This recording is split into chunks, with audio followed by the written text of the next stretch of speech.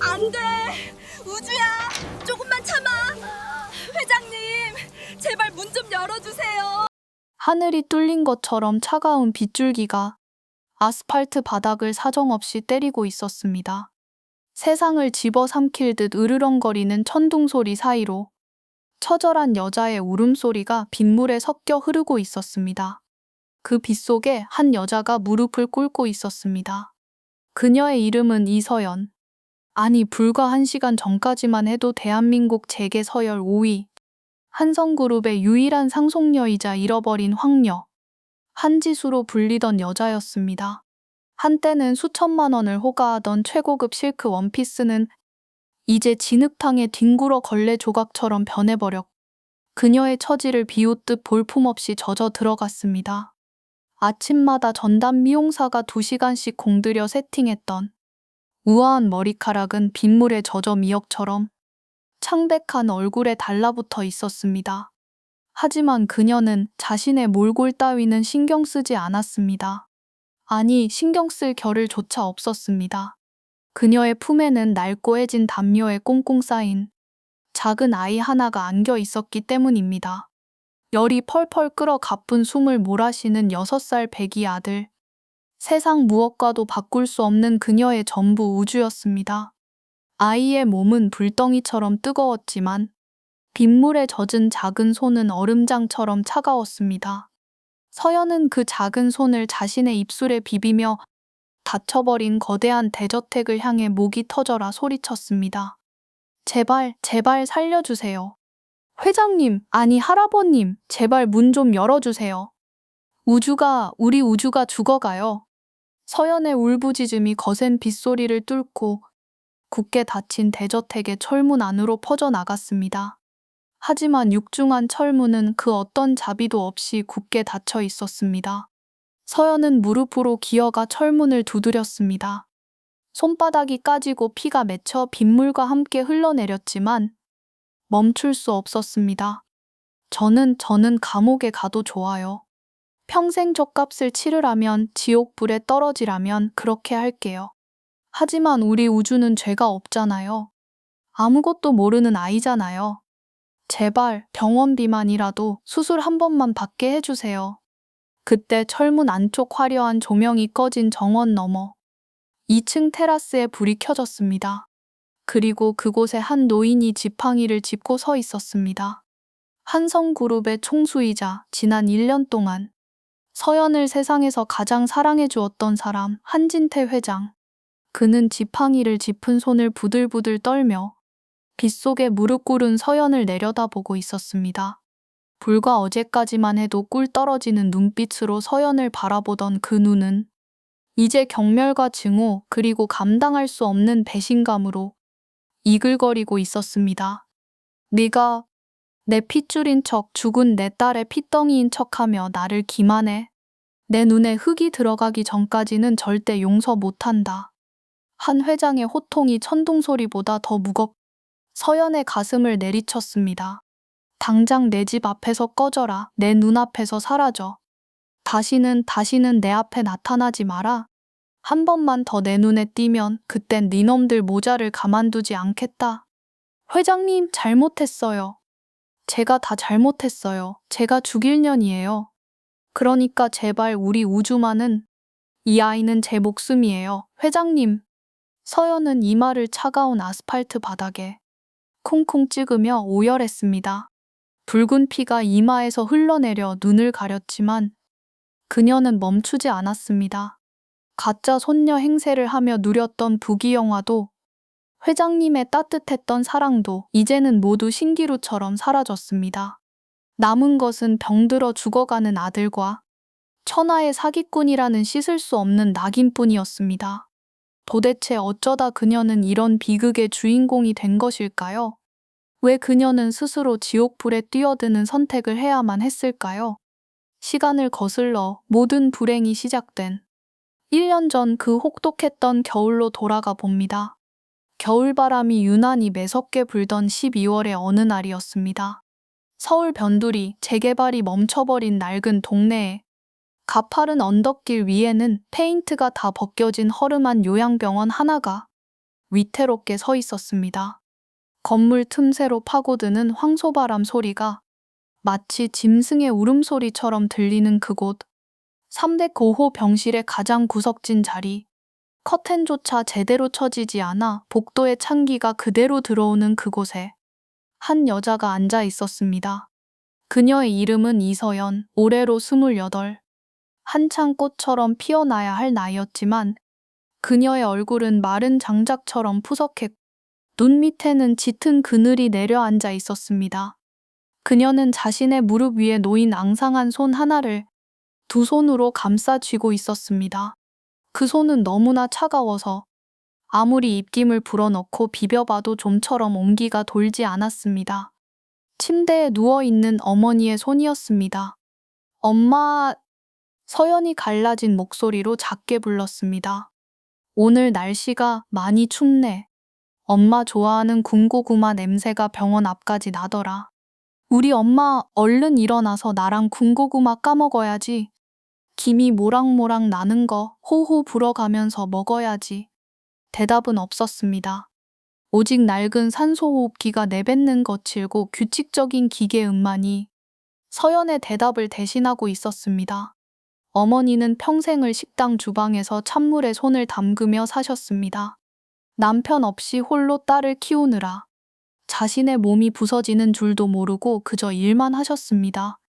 그러다 심장에 탈이 났습니다. 심장 판막증. 수술만 하면 살 수 있다고 했습니다. 하지만 그 수술만이라는 단어 뒤에는 천문학적인 돈이 필요하다는 잔인한 조건이 붙어 있었습니다. 서연은 고개를 숙여 자신의 손바닥을 들여다보았습니다. 어머니를 닮아 거칠고 투박해진 손가락 마디마디에는 식당 설거지와 새벽 우유 배달로 생긴 굳은 살과 상처가 가득했습니다. 그때 병실 문이 거칠게 열리는 소리가 정적을 깼습니다. 이서연 씨, 여기 계셨습니까? 날카롭고 신경질적인 목소리, 병원 원무과장이었습니다. 그는 손에 두툼한 청구서를 든 채 사나운 눈으로 서연을 노려보고 있었습니다. 서연은 조건반사적으로 자리에서 벌떡 일어나 허리를 90도로 굽혔습니다. 죄송합니다, 과장님. 죄송하다는 말 이제 지겹지도 않습니까?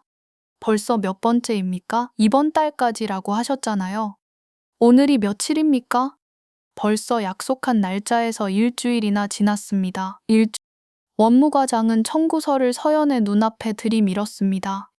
청구서 맨 아래 적힌 숫자, 미납 병원비 1,800만 원. 거기에 어머니의 수술비까지 합치면 3천만 원이 넘는 돈이 필요했습니다. 과장님, 제발요. 한 번만, 딱 한 번만 더 기회를 주세요. 제가 지금 야간 아르바이트도 하나 더 늘렸고요.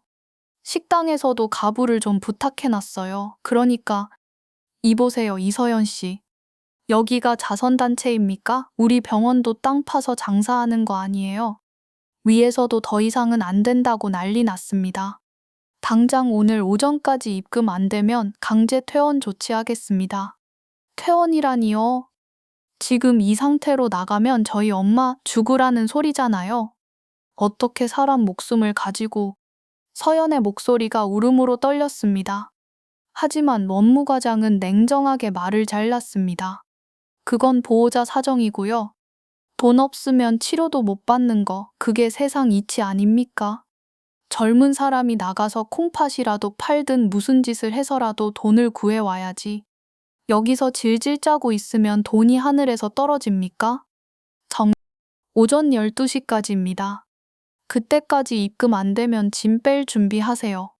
경비 불러서 끌어내기 전에 원무과장은 침을 뱉듯 말을 내뱉고는 뒤도 돌아보지 않고 병실을 나갔습니다. 쾅 하고 닫힌 문소리가 서연의 가슴에 대모처럼 박혔습니다. 서연은 다리에 힘이 풀려 바닥에 주저앉았습니다. 차가운 병원 바닥에 냉기가 엉덩이를 타고 올라와 심장까지 얼려버리는 것 같았습니다. 주머니 속에서 휴대폰을 꺼냈습니다. 액정은 산산조각이 나 있었고 모서리는 다 까져 있는 낡은 휴대폰. 은행 앱을 켰습니다. 비밀번호를 누르는 손가락이 달달 떨렸습니다. 잔액 3,820원. 그게 2셔8D 서연의 전 재산이었습니다. 3천만 원이 필요한데 가진 건 고작 3천 원. 허탈한 웃음조차 나오지 않았습니다. 서연은 지갑 깊숙한 곳에서 꼬깃꼬깃 접힌 사진 한 장을 꺼냈습니다. 모서리가 닳고 달아 하얗게 일어난 사진 속에는 반토처럼 머리를 깎은 6살 배기 남자아이가 어색하게 웃고 있었습니다. 아들 우주였습니다. 고등학교 때 덜컥 아이를 가졌습니다. 남자는 책임질 수 없다며 도망쳤고 부모님은 아이를 지우라고 했습니다. 하지만 서연은 차마 그럴 수 없었습니다. 뱃속에서 콩닥거리는 작은 심장 소리를 듣고 나니 도저히 포기할 수 없었습니다. 그렇게 낳은 아이였습니다. 세상 모든 것을 잃어도 지키고 싶었던 내 새끼. 하지만 가난은 끈질긴 악마처럼 서연을 쫓아다녔습니다. 혼자 아이를 키우며 일하기엔 세상의 벽이 너무나 높았습니다. 월세방에서 쫓겨나고 분유값이 없어 설탕물을 먹여야 했을 때 서연은 피눈물을 흘리며 결심했습니다. 잠깐만, 아주 잠깐만 맡기자. 내가 돈 벌어서 성공해서 데리러 올게. 그렇게 우주를 전라남도 끝자락에 있는 시골 보육원에 맡긴 지 벌써 2년이 지났습니다. 매일 밤 보육원 철창 너머로 엄마를 부르며 울던 우주의 모습이 악몽처럼 서연을 괴롭혔습니다. 서연은 사진을 가슴에 품고 소리 죽여 울었습니다. 차라리 이대로 옥상에 올라가 뛰어내리면 이 지옥 같은 고통이 끝날까? 엄마를 따라가는 게 효도하는 게 아닐까? 온갖 나쁜 생각이 머릿속을 지배했습니다. 바로 그때였습니다. 손에 쥐고 있던 휴대폰이 진동했습니다. 발신자 표시 제한. 혹시 비톡톡 전화일까봐. 아니면 보육원에서 무슨 안 좋은 소식이라도 온 건 아닐까? 심장이 덜컥 내려앉았습니다. 받지 않으려다 끊어질 듯 말 듯 이어지는 진동에 홀린 듯 통화 버튼을 눌렀습니다. 여보세요. 잠시의 정적. 전화기 너머에서는 아무런 말도 들리지 않았습니다. 다만 낮고 무거운 숨소리만이 들려올 뿐이었습니다. 여보세요? 누구세요? 말씀 안 하시면 끊겠습니다. 이서연 씨 되십니까? 낯선 남자의 목소리였습니다. 기계적으로 변조된 듯 하면서도 기분 나쁜 끈적함이 묻어있는 중년 남자의 목소리. 네, 맞는데요. 누구시죠? 혹시 대부업체인가요? 제가 이번 달 이자는 꼭 갚겠다고 말씀드렸는데요. 제발 병원까지는 전화하지 말아주세요. 아니, 그런 시시한 놈들 아닙니다. 나는 당신 인생을 구제해줄 사람입니다. 구제요? 무슨 말씀이신지 잘못 거셨습니다. 서연이 전화를 끊으려는 찰나 남자가 내뱉은 한마디가 서연의 손을 멈추게 만들었습니다. 어머니 심장 수술비 3천만 원. 그리고 저기 전라남도 해남 땅끝마을 사랑보육원에 처박혀 있는 당신 아들 이우주. 우주라는 이름이 나오자 서연의 전신에 소름이 돋았습니다. 머리털이 쭈뼛서고 등골이 서늘해졌습니다. 당신 누구야? 당신 누군데 우리 우주를 알아? 우리 우주한테 손끝 하나라도 대면 가만 안 있을 거야. 경찰에 신고할 거야. 서연은 복도에 사람들이 지나가는 것도 잊고 악을 썼습니다.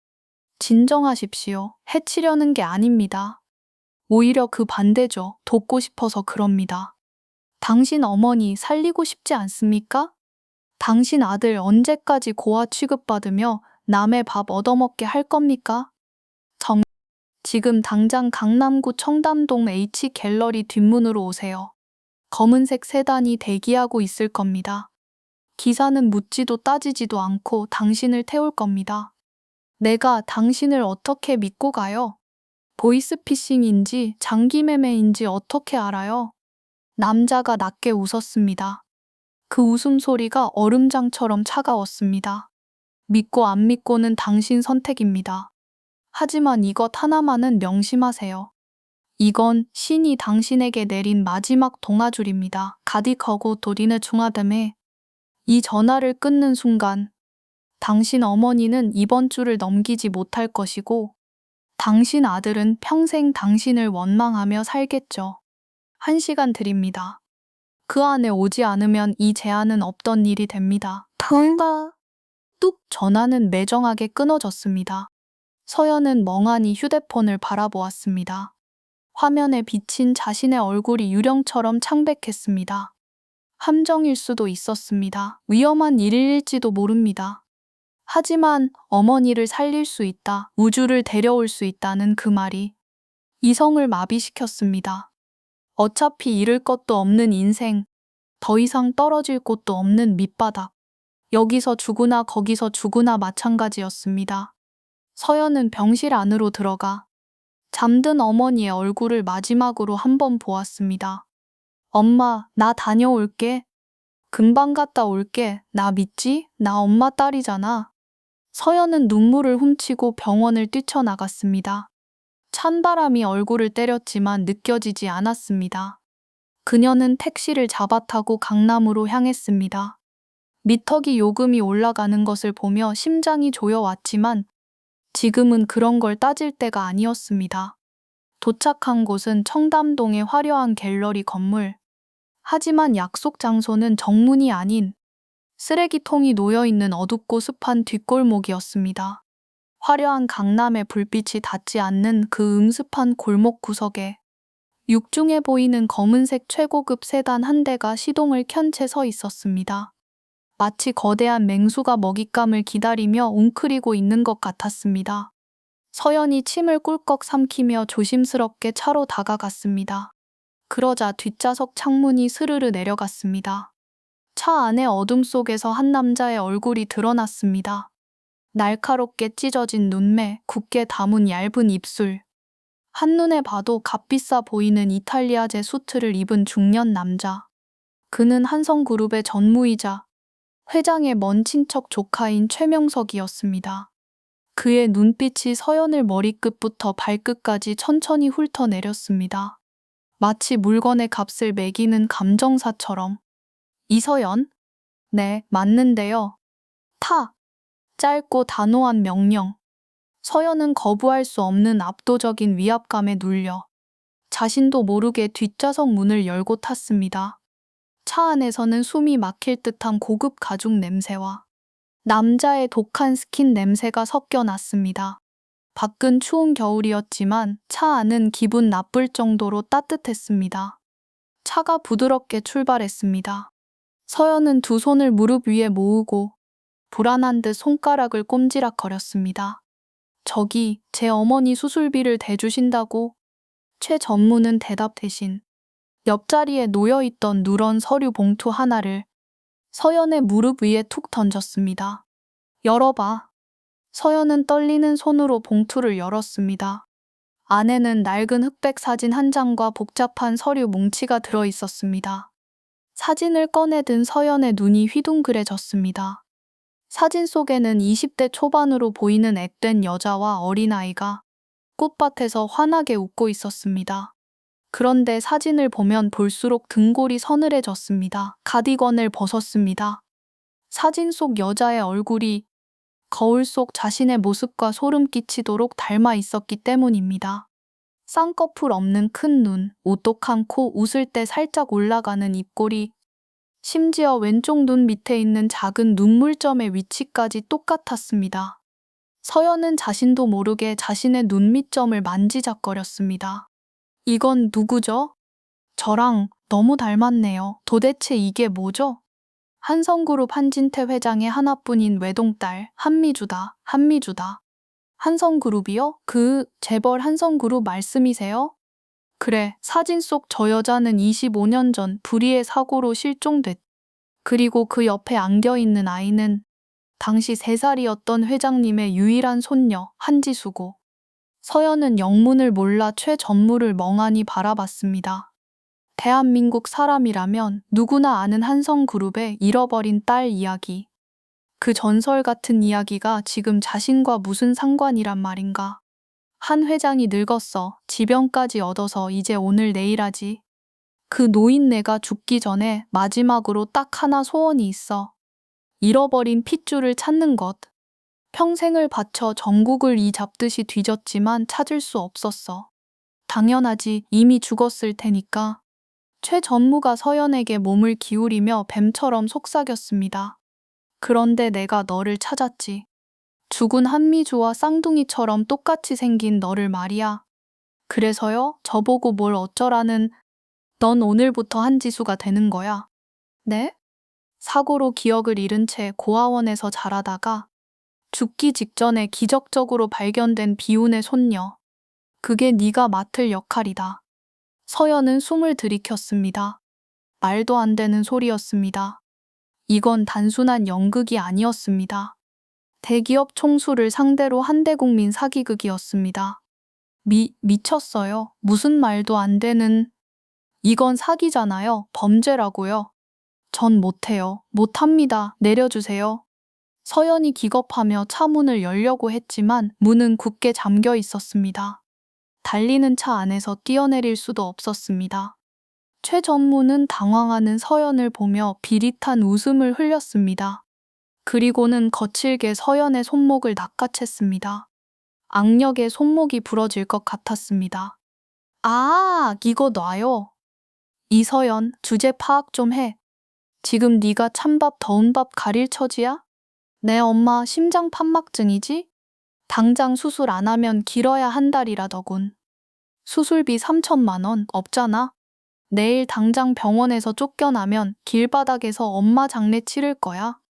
서연의 반항이 멈칫했습니다. 그리고 내 아들 우주. 최 전무가 다른 주머니에서 사진 한 장을 더 꺼내 서연의 눈앞에 들이밀었습니다. 서연은 비명을 지를 뻔했습니다. 사진 속 우주는 보육원 놀이터 구석 미끄럼틀 아래 쪼그리고 앉아 울고 있었습니다. 얼굴에는 흙이 묻어 있었고 무릎에는 상처가 나 있었습니다. 보육원에서 왕따 당하고 있는 건 아나? 애가 밤마다 이불 뒤집어 쓰고 운다더군. 형들한테 맞아서 멍이 가실 날이 없다는데? 밥도 제대로 못 얻어 먹어서 또래보다 한참 작다지? 거짓말이야. 선생님은 잘 지낸다고 했어. 사진도 보내줬단 말이야. 보육원 선생들이야 귀찮으니까. 후원금 끊길까봐 거짓말하는 거지. 순진하긴. 가난이 죄야. 네가 무능해서 네 엄마는 죽어가고 네 아들은 병들어가고 있어. 착한 척하지 마. 네가 지금 여기서 거절하면 그게 네 가족을 죽이는 더 잔인한 짓이야. 살인자나 다름없다고. 최 전무의 말은 하나하나가 서연의 심장을 찌르는 바늘이었습니다. 피가 거꾸로 솟는 것 같았습니다. 우주가 맞고 다닌다니, 엄마가 기다리다 지쳐 울고 있다니. 서연의 눈에서 굵은 눈물이 뚝뚝 떨어졌습니다. 1년이다. 딱 1년만 한지수로 살아. 한 회장 유산 상속받을 때까지만 버티면 돼. 그럼 내 몫으로 현금 50억 챙겨주지. 5.5기요? 그래, 50억. 네가 평생 뼈 빠지게 일해도 만져보지도 못할 돈이야. 그 돈이면 내 엄마 수술? 지금 당장 국내 최고 의료진 붙여서 VIP 병실에서 살려주마. 우주? 유학 보내서 평생 왕자처럼 살게 해주지. 네가 꿈도 못 꿀 인생을 내가 주겠다는 거야. 선택해. 50억, 그리고 엄마의 생명, 우주의 행복. 서연의 눈동자가 태풍 속의 등불처럼 심하게 흔들렸습니다. 양심? 도덕? 당장 내일 죽을지도 모르는 엄마와 맞고 다니는 아들의 현실 앞에서 그딴 게 무슨 소용이란 말인가? 가난은 자존심마저 사치로 만들었습니다. 서연은 주먹을 꽉 쥐었습니다. 손톱이 살을 파고들어 피가 맺혀 흘러내릴 정도로 머릿속에서 우주의 울음소리가 들려왔습니다. 엄마, 나 데리러 온다며 언제 와? 할게요. 하겠습니다. 대신 제 가족은 확실히 책임지세요. 엄마 수술부터 시켜주세요. 우주도 안전하게 지켜주세요. 최 전무의 입꼬리가 만족스러운 듯 올라갔습니다. 현명한 선택이야. 계약 성립이다. 자, 이제부터 너는 이서연이 아니다. 너는 한지수다. 기억해라. 실수하면 내 아들 목숨은 없다. 가디보섬은 없. 차가운 경고와 함께 차는 어둠 속을 뚫고 질주하기 시작했습니다. 그렇게 서연은 자신의 이름 이서연을 지우고 가짜 손녀 한지수라는 화려하고 위험한 가면을 쓰기로 결심했습니다. 창밖으로 스쳐 지나가는 도시의 불빛들이 마치 서연을 비웃는 듯 어지럽게 번져갔습니다. 그것이 돌이킬 수 없는 지옥으로 들어가는 초대장인 줄은 꿈에도 모른 채 검은색 세단이 멈춰선 곳은 강남의 한 고급 뷰티 살롱이었습니다. 간판조차 없는, 아는 사람만 아름아름 찾아온다는 대한민국 상위 1%를 위한 비밀스러운 공간. 최전무의 손짓 한 번에 대기하고 있던 직원들이 일사불란하게 움직였습니다. 서연은 마치 도살장에 끌려온 짐승처럼 의자에 앉혀졌습니다. 거울 속에 비친 자신의 모습은 초라하기 짝이 없었습니다. 며칠을 제대로 씻지 못해 떡진 머리카락, 삶의 무게에 짓눌려 칙칙해진 피부, 싸구려 패딩 점퍼 밖으로 삐져나온 보풀인 티셔츠, 싹 다 갈아엎어 머리끝부터 발끝까지 간한 냄새가 한 올도 남지 않게 최전무의 차가운 명령이 떨어지자 미용사들의 손길이 바빠졌습니다. 가위질 소리가 서걱서걱 귓가를 스쳤습니다. 잘려나가는 머리카락 뭉치들이 바닥으로 툭툭 떨어졌습니다. 마치 서연의 과거가, 이서연이라는 여자의 고달픈 인생이 잘려나가는 것 같았습니다. 얼굴에는 수십 가지의 화장품이 덧발라졌습니다. 거칠어진 피부는 비싼 앰플로 덮였고 생기 없던 입술에는 우아한 립스틱이 칠해졌습니다. 손톱 밑에 끼어있던 식당 일의 흔적들은 말끔하게 지워지고 그 자리에 윤기 흐르는 매니큐어가 발라졌습니다. 몇 시간이 지났을까? 원장은 서연을 전신 거울 앞으로 데려갔습니다. 눈 떠보세요. 서연은 조심스럽게 눈을 떴습니다. 그리고 숨을 들이켰습니다. 거울 속에는 난생 처음 보는 여자가 서 있었습니다. 고급스러운 단발머리, 잡티 하나 없는 백옥 같은 피부, 몸에 딱 맞게 재단된 최고급 아이보리색 실크 원피스를 입은 여자. 우아하고 기품 있어 보이는 영락없는 재벌가 여식의 모습. 이서연은 없었습니다. 거기엔 한성그룹의 잃어버린 손녀 한지수만이 서 있었습니다. 이제 좀 봐줄만 하군. 아주 감쪽 같아. 죽은 미주 아가씨가 살아 돌아온 줄 알겠어. 최전무가 서연의 뒤에 서서 만족스러운 미소를 지었습니다. 그 미소가 거울을 통해 서연의 눈과 마주쳤을 때 서연은 등골이 오싹해지는 것을 느꼈습니다. 자신은 이제 사람이 아니라 최전무가 정교하게 빚어낸 인형이 된 것입니다. 가자, 회장님이 기다리신다. 명심해, 너는 오늘 처음 발견된 거다. 기억을 잃고 살다가 우연히 내가 찾은 거야. 눈물 연기 자신 있지? 서연은 말없이 고개를 끄덕였습니다. 목에 걸린 수천만 원짜리 다이아몬드 목걸이가 차갑게 살갗을 파고들었습니다. 그것은 화려한 보석이 아니라 그녀를 옥죄는 개목걸이처럼 느껴졌습니다. 차는 다시 달려 성북동의 가파른 언덕길을 올랐습니다. 대한민국의 네로라 하는 부자들이 모여 산다는 그곳. 높은 담벼락들이 요새처럼 이어져 있었습니다. 이윽고 육중한 철제 대문 앞에서 차가 멈췄습니다. 대문 위에는 한성그룹의 문양이 금빛으로 박혀 있었습니다. 마치 거대한 짐승이 입을 벌리고 있는 것 같았습니다. 끼익! 쇠 긁히는 소리와 함께 육중한 대문이 천천히 열렸습니다.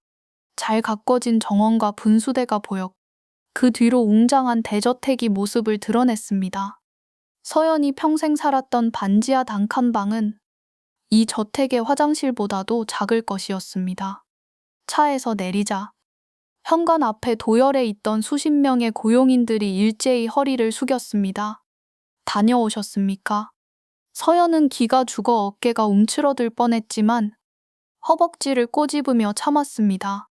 여기서 기죽으면 끝이다. 나는 한지수다. 한성그룹의 손녀다.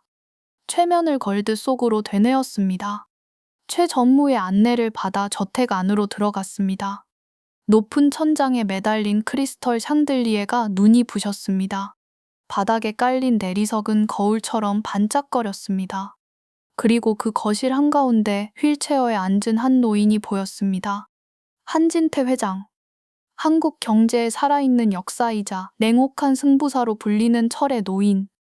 하지만 지금 서연의 눈앞에 있는 사람은 그저 세월의 무게를 이기지 못해 늙고 병든 할아버지일 뿐이었습니다. 백발이 성성한 머리, 앙상하게 마른 몸, 두꺼운 돋보기 안경 너머로 보이는 흐릿한 눈동자. 그 눈동자가 서연을 발견하자마자 심하게 흔들리기 시작했습니다. 최 전무가 서연의 등을 떠밀며 앞으로 나섰습니다.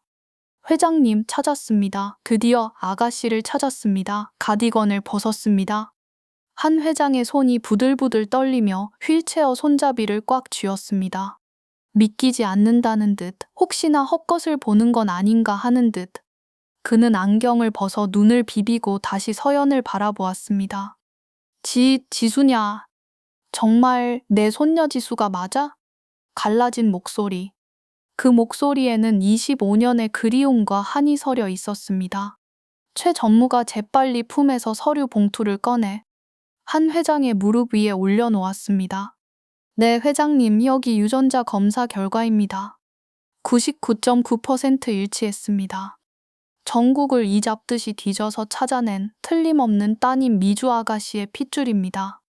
물론 그 유전자 검사 결과지는 최 전무가 거액을 주고 조작한 가짜였습니다. 하지만 늙고 병든 노인에게 그 종이 쪼가리는 신이 내린 계시나 다름없었습니다. 서연은 최 전무가 사전에 시킨 시나리오대로 천천히 발걸음을 옮겼습니다. 심장이 터질 것 같았지만 눈에는 눈물이 차오르게 했습니다. 어머니의 수술비, 우주의 미래, 그것만 생각했습니다. 아버지. 그 떨리는 한마디가 도화선이 되었습니다. 한 회장의 눈에서 참고 있던 눈물이 댐이 무너지듯 터져 나왔습니다. 오냐, 내 새끼 살아 있었구나. 이 할애비가 너를 얼마나 찾았는데 죽은 줄만 알았는데 미안하다. 이제야 찾아서 미안해. 내 딸 미주가 너를 보내줬구나. 내 어미랑 어쩜 이리도 똑같이 생겼느냐. 한 회장은 서연의 손을 잡고 자신의 주름진 볼에 비비며 아이처럼 엉엉 소리 내어 울었습니다. 그의 눈물이 서연의 손등을 적셨습니다. 가디건을 벗었습니다. 서연은 숨이 턱 막혀왔습니다. 차라리 의심을 하거나 이것저것 캐물으며 시험을 했다면 마음이 편했을 텐데, 아니 차라리 돈을 보고 달려든 꽃뱀 취급을 했다면 죄책감이라도 덜했을 텐데, 이 노인은 아무런 의심도 없이 그저 자신의 핏줄이 살아 돌아왔다는 그 사실 하나만으로 무한한 사랑을 쏟아붓고 있었습니다. 그 순수한 그리움과 사랑 앞에서 서연의 양심이 날카로운 비명을 질렀습니다. 그 손은 따뜻했습니다. 재벌 회장의 손이라 차갑고 매끄러울 줄 알았는데 어릴 적 돌아가신 친할아버지의 손처럼 따뜻하고 거칠고 투박했습니다. 그 온기가 거짓말쟁이인 서연의 심장을 후벼 팠습니다. 죄송해요. 정말 죄송해요, 할아버지. 저는 가짜예요. 저는 돈 때문에 온 사기꾼이에요. 저 같은 게 감히. 서연은 속으로 수백 번 사죄하며 고개를 숙였습니다. 연기로 시작한 눈물이 어느새 진짜 죄책감의 눈물이 되어 하염없이 흘러내렸습니다. 울지 마라. 내 새끼 고생 많았지? 이제 다 끝났다. 할애비가 다 해줄게. 이제 아무 걱정하지 마라. 한 회장이 거친 손으로 서연의 눈물을 닦아주었습니다. 그 손길이 너무나 따뜻해서 서연은 더욱 서럽게 울었습니다. 그날부터 서연의 이중생활이 시작되었습니다. 그것은 황금으로 만든 새장 속의 삶이었습니다. 아침 7시. 은은한 클래식 음악 소리와 함께 메이드들이 들어와 커튼을 걷습니다. 창밖으로는 잘 가꿔진 정원이 한눈에 내려다 보이고 테이블 위에는 최고급 식재료로 만든 아침 식사가 차려져 있습니다. 오후에는 저명한 교수들이 방문해 교양 수업과 경영 수업을 했습니다. 와인 마시는 법, 그림 보는 법, 사교계의 예절. 서연에게는 모든 것이 낯설고 어려웠지만 그녀는 필사적으로 배웠습니다. 실수해서 쫓겨나면 안 되니까, 우주와 엄마를 위해 버텨야 했으니까. 저녁에는 한 회장과 함께 시간을 보냈습니다. 이 시간이 서연에게는 가장 고통스러우면서도 가장 따뜻한 시간이었습니다. 한 회장은 서연에게 푹 빠져 있었습니다. 평생 일만 하느라 가족을 돌보지 못했던 회한을 뒤늦게 찾은 손녀에게 모두 쏟아붓는 듯 했습니다. 지수야, 이것 좀 먹어보렴. 전복죽이다. 내 엄마가 어릴 때 입맛이 없을 때마다 찾던 거야. 너도 입에 맞을지 모르겠구나. 지수야, 오늘 날씨가 좋구나. 나랑 정원 좀 걷자꾸나. 저기 저 나무 보이니? 내 엄마가 5살 때 심어두고 간 목련나무란다.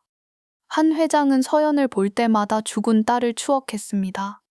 서연은 그 이야기를 들으며 맞장구를 쳤습니다. 마치 자신이 기억을 되찾은 것처럼. 네, 할아버지, 기억나는 것 같아요. 엄마가 꽃을 참 좋아하셨죠. 그럴 때마다 한 회장은 행복한 미소를 지었습니다. 집안의 늙은 집사도 까칠하던 메이드장도. 회장님이 저렇게 웃는 모습은 수십 년 만에 처음 본다며 눈시울을 붉혔습니다. 적막하고 차가웠던 대저택에 서연이 온 뒤로 사람 사는 온기가 돌기 시작했습니다. 서연도 점점 이 생활에 적응해 갔습니다. 아니, 적응하려고 발버둥 쳤습니다. 한 회장의 다리가 붓는 날이면 밤새도록 주물러 들여 눈이 침침해 책을 못 읽으시면 나긋나긋한 목소리로 책을 읽어드렸습니다. 그건 연기가 아니었습니다.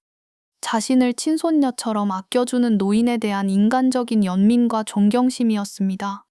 하지만 화려한 샹들리에 불빛 아래서도 폭신한 거위털 이불 속에서도 서연은 단 하룻밤도 편히 잠들 수 없었습니다. 밤이 되면 어김없이 아들 우주의 얼굴이 천장에 둥둥 떠다녔기 때문입니다. 기름진 스테이크를 썰 때면 보육원에서 식은 밥에 김치 하나 놓고 먹을 우주가 생각나 음식이 모래알처럼 씹혔습니다. 따뜻한 욕조에 몸을 담글 때면 추운 보육원 방에서 이불을 뒤집어 쓰고 엄마를 찾을 우주가 생각나 눈물이 욕조 물을 채웠습니다. 모두가 잠든 새벽 2시. 서연은 화장실로 들어가 물을 틀어놓았습니다. 물소리에 목소리가 묻히게 하기 위해서였습니다. 변기 위에 쪼그리고 앉아 타일 바닥 밑 깊숙한 곳에 숨겨둔 대포폰을 꺼냈습니다. 최 전무가 도청을 피하라며 준 폰이었습니다. 떨리는 손으로 보육원 번호를 눌렀습니다. 네, 사랑 보육원입니다. 저 우주 엄마예요. 선생님, 늦은 시간에 죄송해요. 우리 우주 잘 있나요? 밥은 잘 먹나요? 아픈 데는 없나요? 수화기 너머에서 보육원 선생님의 한숨 섞인 목소리가 들려왔습니다. 아, 어머니, 안 그래도 연락드리려 했는데 우주가 며칠 전부터 통밥을 안 먹어요. 열도 좀 있고요. 병원에는 다녀왔는데 그냥 감기 몸살이라고는 하는데 제가 보기엔 마음의 병 같아요. 애가 밤마다 잠을 안 자요. 현관문 앞에 앉아서 엄마 언제 오냐고, 엄마가 돈 벌어서 금방 온다고 했다고 그 말만 계속해요. 달래지지가 않네요. 서연은 입을 틀어막고 꺼이꺼이 울음을 삼켰습니다. 심장이 찢어지는 것 같았습니다. 당장이라도 뛰쳐나가 우주에게 달려가고 싶었습니다.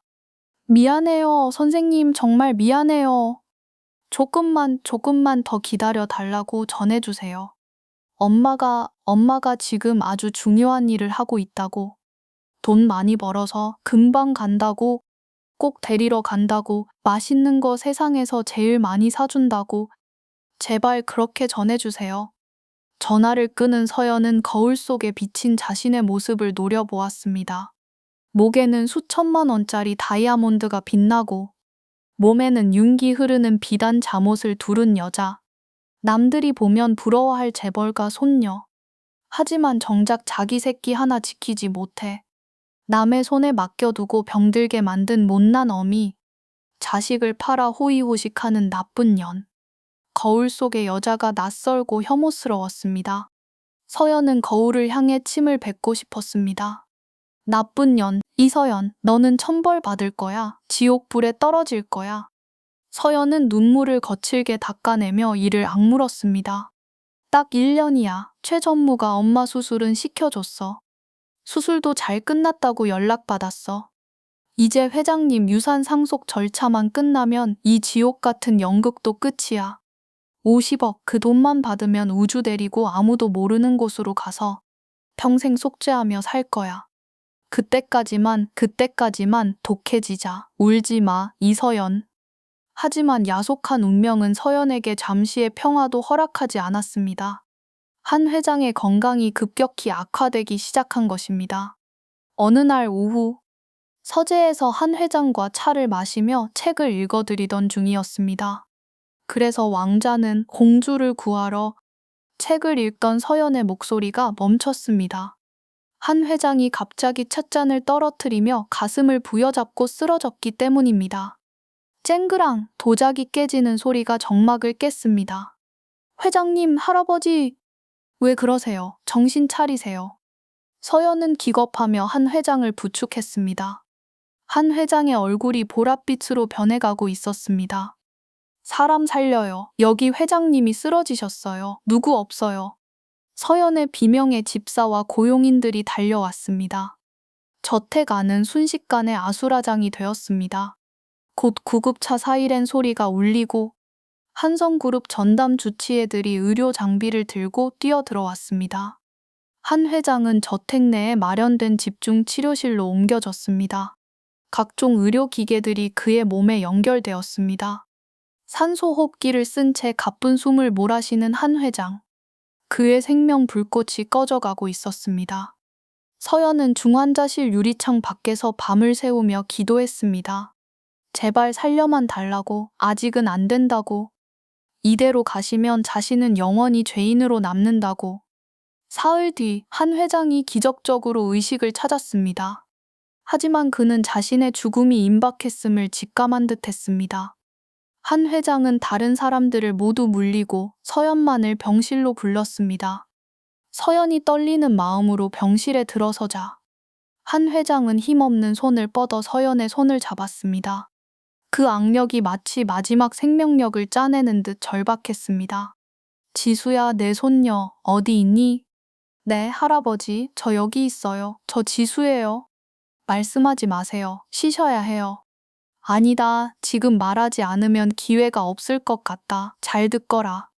내가 죽기 전에 너한테 꼭 해주고 싶은 게 있어. 이 할애비가 평생을 바쳐 일군 모든 것을 너에게 주고 싶. 다음 달 내 팔순 잔치 대한민국 정재계 인사들을 모두 초대할 거다. 그 자리에서 너를 세상에 공식적으로 공표할 거야. 내 유일한 핏줄 한성그룹의 후계자 한지수로. 그리고 그날 내 모든 개인 지분을 너에게 증여하마. 이미 변호사를 불러 공증까지 마쳤어. 유언장도 수정했다. 쿵, 서연의 심장이 발밑으로 떨어지는 것 같았습니다. 모든 지분을 넘긴다니. 그건 단순히 최 전무가 약속한 현금 50억을 챙기는 수준이 아니었습니다. 수조 원의 가치가 있는 거대 기업, 한성그룹 전체를 가짜인 자신에게 준다는 뜻이었습니다. 일이 너무 커져 버렸습니다. 감당할 수 없을 만큼 거대해져 버렸습니다.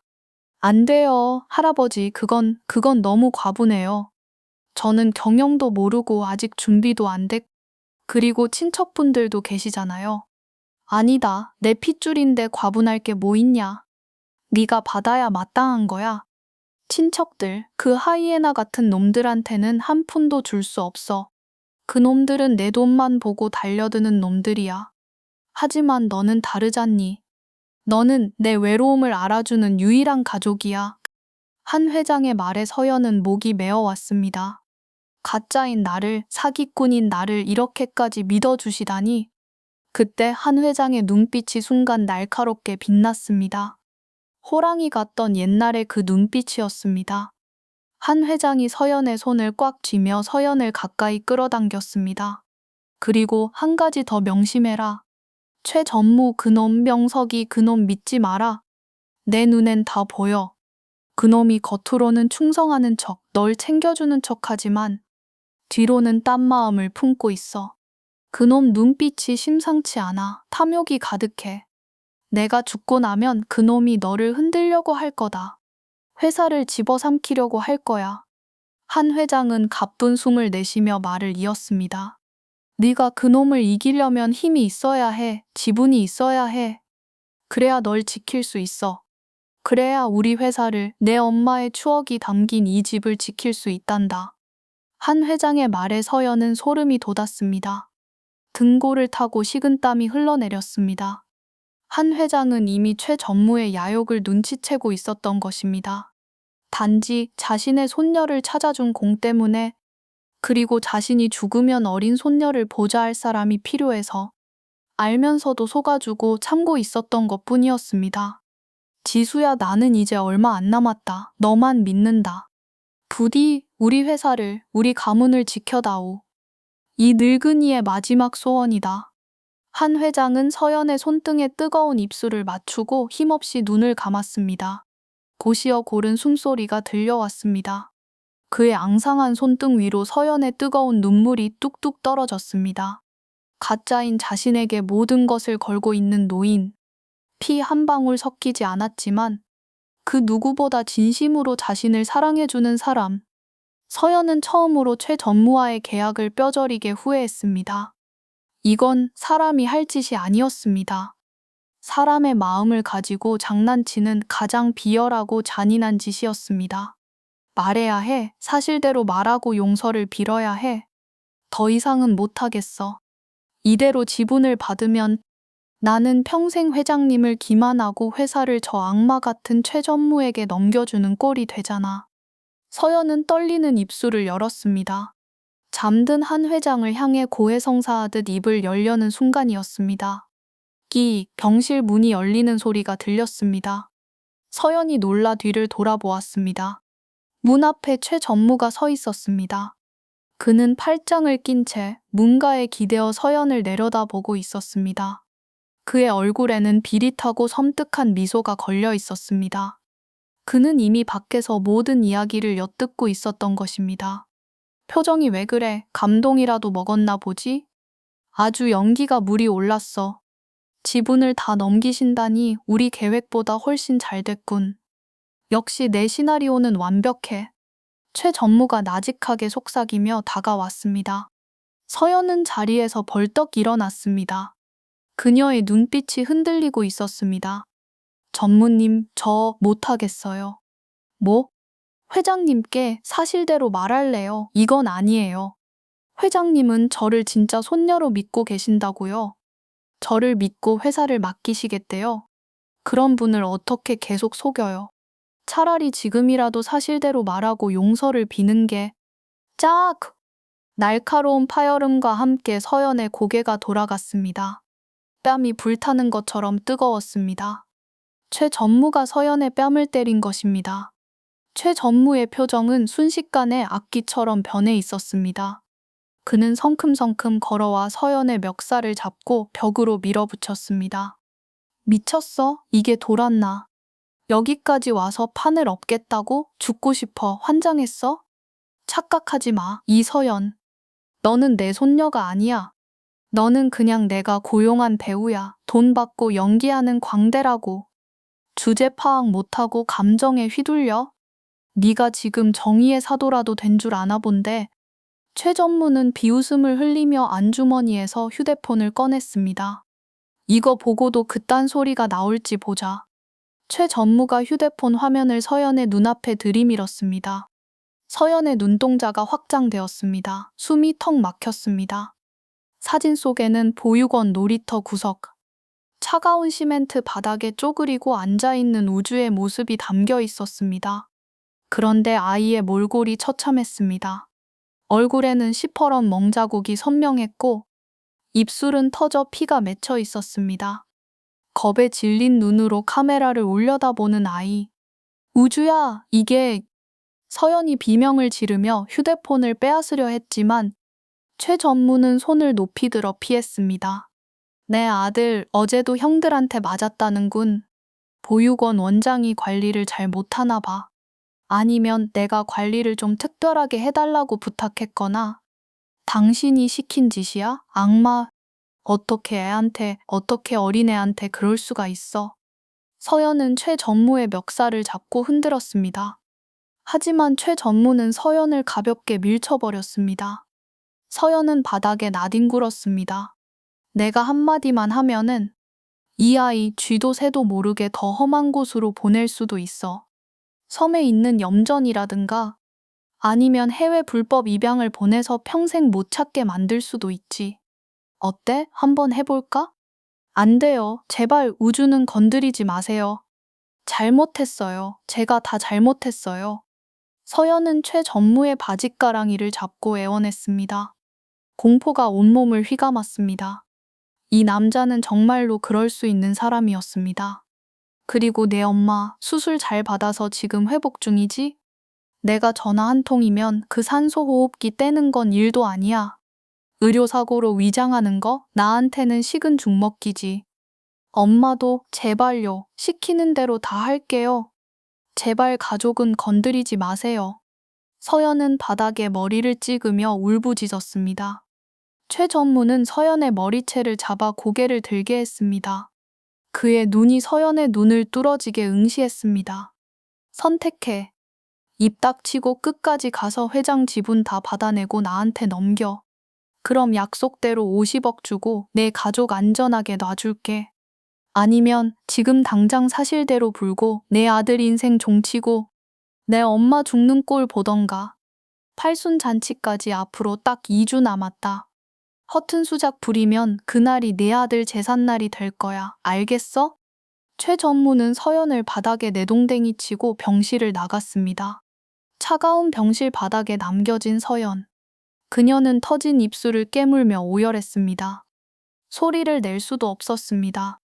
한 회장이 깰까봐, 자신의 울음소리에 모든 것이 무너질까봐. 진실을 말하면 아들과 엄마가 위험해지고, 거짓을 계속하면 자신을 믿어준 회장님을 배신하고, 회사를 저 악마에게 넘겨줘야 하는 상황. 진퇴양난, 사면초가 어디에도 출구는 없었습니다. 서연의 가슴 속에서 무언가 툭 하고 끊어지는 소리가 들렸습니다. 그것은 마지막까지 붙들고 있던 나약함이었습니다. 그날 밤 서연은 눈물을 닦고 거울 앞에 앉았습니다. 거울 속의 여자는 더 이상 울고 있지 않았습니다. 도끼로 가득 찬 눈빛, 더 잃을 게 없는 사람만이 가질 수 있는 서늘한 살기. 서연은 결심했습니다. 이 지옥을 자신의 손으로 끝내기로. 설령 자신이 잿더미가 되어 사라지더라도 저 악마를 길동무 삼아 함께 지옥으로 떨어지기로. 서연의 눈빛이 어둠 속에서 차갑게 빛났습니다. 그것은 더 이상 도망칠 곳 없는 미혼모의 눈빛이 아니었습니다. 새끼를 지키기 위해 이빨을 드러낸 어미 맹수의 눈빛이었습니다. 그날 밤 서연의 방에 걸린 거울은 한 여자가 다시 태어나는 순간을 말없이 지켜보고 있었습니다. 눈물로 얼룩져 퉁퉁 부어올랐던 눈매는 어느새 차갑게 가라앉아 있었고, 공포에 질려 파르르 떨리던 입술은 피가 맺힐 정도로 굳게 다물어져 있었습니다. 그녀는 화장대 앞에 앉아 천천히 립스틱을 발랐습니다. 마치 전쟁터에 나가는 장수가 얼굴에 위장크림을 바르듯 비장하고도 서늘한 손길이었습니다. 우주야, 엄마가 미안해. 그동안 엄마가 너무 약했어. 무서워서 두려워서 너를 저 악마들의 소나기에 방치했어. 하지만 이제 아니야. 엄마가 지켜줄게. 무슨 짓을 해서라도 내 영혼을 팔아서라도 널 그 지옥에서 꺼내올 거야. 그리고 나를 믿어준 회장님께도 속죄할 거야. 내 방식대로. 팔순 잔치까지 남은 시간은 단 2주. 이 2주가 서연에게는 생사를 건 전쟁의 시간이었습니다.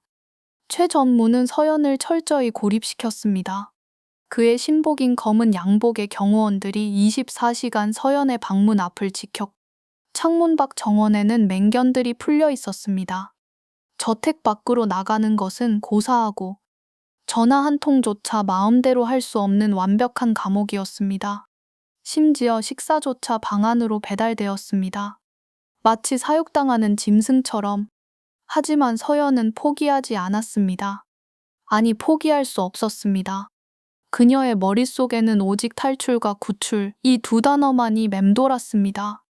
그녀는 지난 1년간의 저택 생활 동안 한 회장의 말동무를 하며 들었던 아주 사소한 이야기 하나를 떠올렸습니다. 지수야, 이 서재 뒤편에는 말이다. 내 아버지 때 만들어둔 비밀 공간이 하나 있단다. 6.25 때 피난을 못 가서 숨어 지내던 곳이지. 나와 저기 있는 김 집사만 아는 곳이야. 치매 기운이 있으셨던 한 회장이 흘러가듯 했던 말. 그때는 그저 옛날 이야기인 줄 알았습니다. 하지만 지금 서연에게는 그것이 유일한 희망이었습니다. 서연은 밤마다 한 회장의 병간호를 자처했습니다. 최 전무도 한 회장의 안정이 최우선이었기에 병실 안까지 경호원을 들이지는 않았습니다. 다만 문 밖을 철통같이 지킬 뿐이었죠. 모두가 잠든 새벽 3시, 가장 깊은 어둠이 내려앉은 시간. 서연은 침대에서 일어나 까치발로 서재 쪽으로 향했습니다. 병실과 서재는 연결되어 있었습니다. 한 회장이 말했던 오래된 책장 앞, 정제학 원론이라는 두꺼운 책을 찾아냈습니다. 그 책을 잡고 힘주어 당기자 아주 미세한 기계음과 함께 육중한 책장이 소리 없이 돌아갔습니다. 끼! 먼지 냄새와 곰팡이 냄새가 섞인 지하의 냄새가 훅 끼쳐왔습니다. 서연은 휴대폰 불빛을 비추며 안을 들여다보았습니다. 사람 한 명이 겨우 지나갈 수 있는 좁고 가파른 계단이 보였습니다. 서연은 그 어둠 속으로 발을 내디뎠습니다. 거미줄이 얼굴에 달라붙고 쥐들이 후다닥 도망가는 소리가 들렸지만 비명조차 지를 수 없었습니다. 계단 끝에는 작은 철문이 있었고 그 문을 열고 나가니 저택 뒷산에 덤불 숲이 나타났습니다. 놀랍게도 그곳은 CCTV의 사각지대였습니다. 됐다, 나갈 수 있어. 탈출로는 확보되었습니다. 하지만 몸만 빠져나가는 것은 의미가 없었습니다. 진짜 문제는 서울에서 400km 떨어진 전라남도 땅끝마을 해남까지 최 전무의 눈을 피해 어떻게 가서 우주를 데려오느냐였습니다. 게다가 최 전무는 이미 보육원 원장을 매수해 우주를 감시하고 있을 터였습니다. 섣불리 움직였다간 우주가 더 큰 위험에 빠질 수 있었습니다. 서연은 다시 서재로 돌아왔습니다. 그리고 비밀 공간 한쪽에 놓여있던 낡은 금고를 발견했습니다. 한 회장이 혹시나 내가 잘못되면 이걸 열어보거라 하며 알려주었던 비밀번호, 서연의 생일이었습니다. 떨리는 손으로 다이얼을 돌렸습니다. 철커덕 금고가 열렸습니다. 안에는 현금 뭉치나 보석이 아닌 두툼한 USB 하나와 낡은 장부가 들어있었습니다. 장부를 펼쳐본 서연의 눈이 휘둥그레졌습니다. 그것은 최 전무가 지난 10년간 페이퍼 컴퍼니를 통해 빼돌린 수천억 원의 비자금 내역이 적힌 이중 장부였습니다. 이거다. 이게 있으면 최 전무를 무너뜨릴 수 있어. 서연은 장부와 USB를 품속에 숨겼습니다. 이것은 단순한 증거가 아니었습니다. 우주를 구하고 자신의 인생을 되찾을 가장 강력한 무기였습니다. 다음 날 아침, 서연은 최 전무를 호출했습니다. 그리고 가장 오만하고 도도한 표정으로 그를 맞이했습니다. 전무님, 쇼핑 좀 다녀와야겠어요. 쇼핑? 갑자기 무슨 바람이 불어서? 옷이며 보석이며 드레스룸에 발 디딜 틈도 없이 차고 넘치잖아. 얌전히 방에나 있어. 할아버지 팔순 잔치잖아요. 전무님이 그러셨죠. 그날 제가 세상에 처음 공개되는 날이라고. 주인공인데 아무거나 주워 입고 나갈 순 없잖아요. 제가 직접 고른 세상에서 하나뿐인 드레스를 입고 싶어요.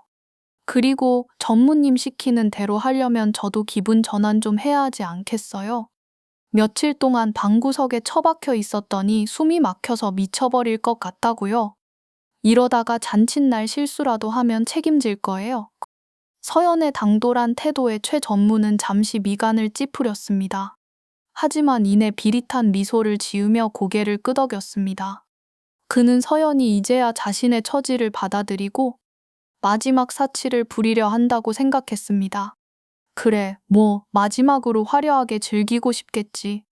재벌가 손녀 놀이도 얼마 안 남았으니까 갔다 와. 대신 딴짓하면 어떻게 되는지 알지? 내 눈이 어디에나 있다는 거 명심해. 내 아들 목숨줄이 내 손가락 하나에 달려있다는 것. 최 전무는 자신의 신복 중에서도 가장 일 잘하는 경호원 3명을 붙여 서연을 백화점으로 보냈습니다.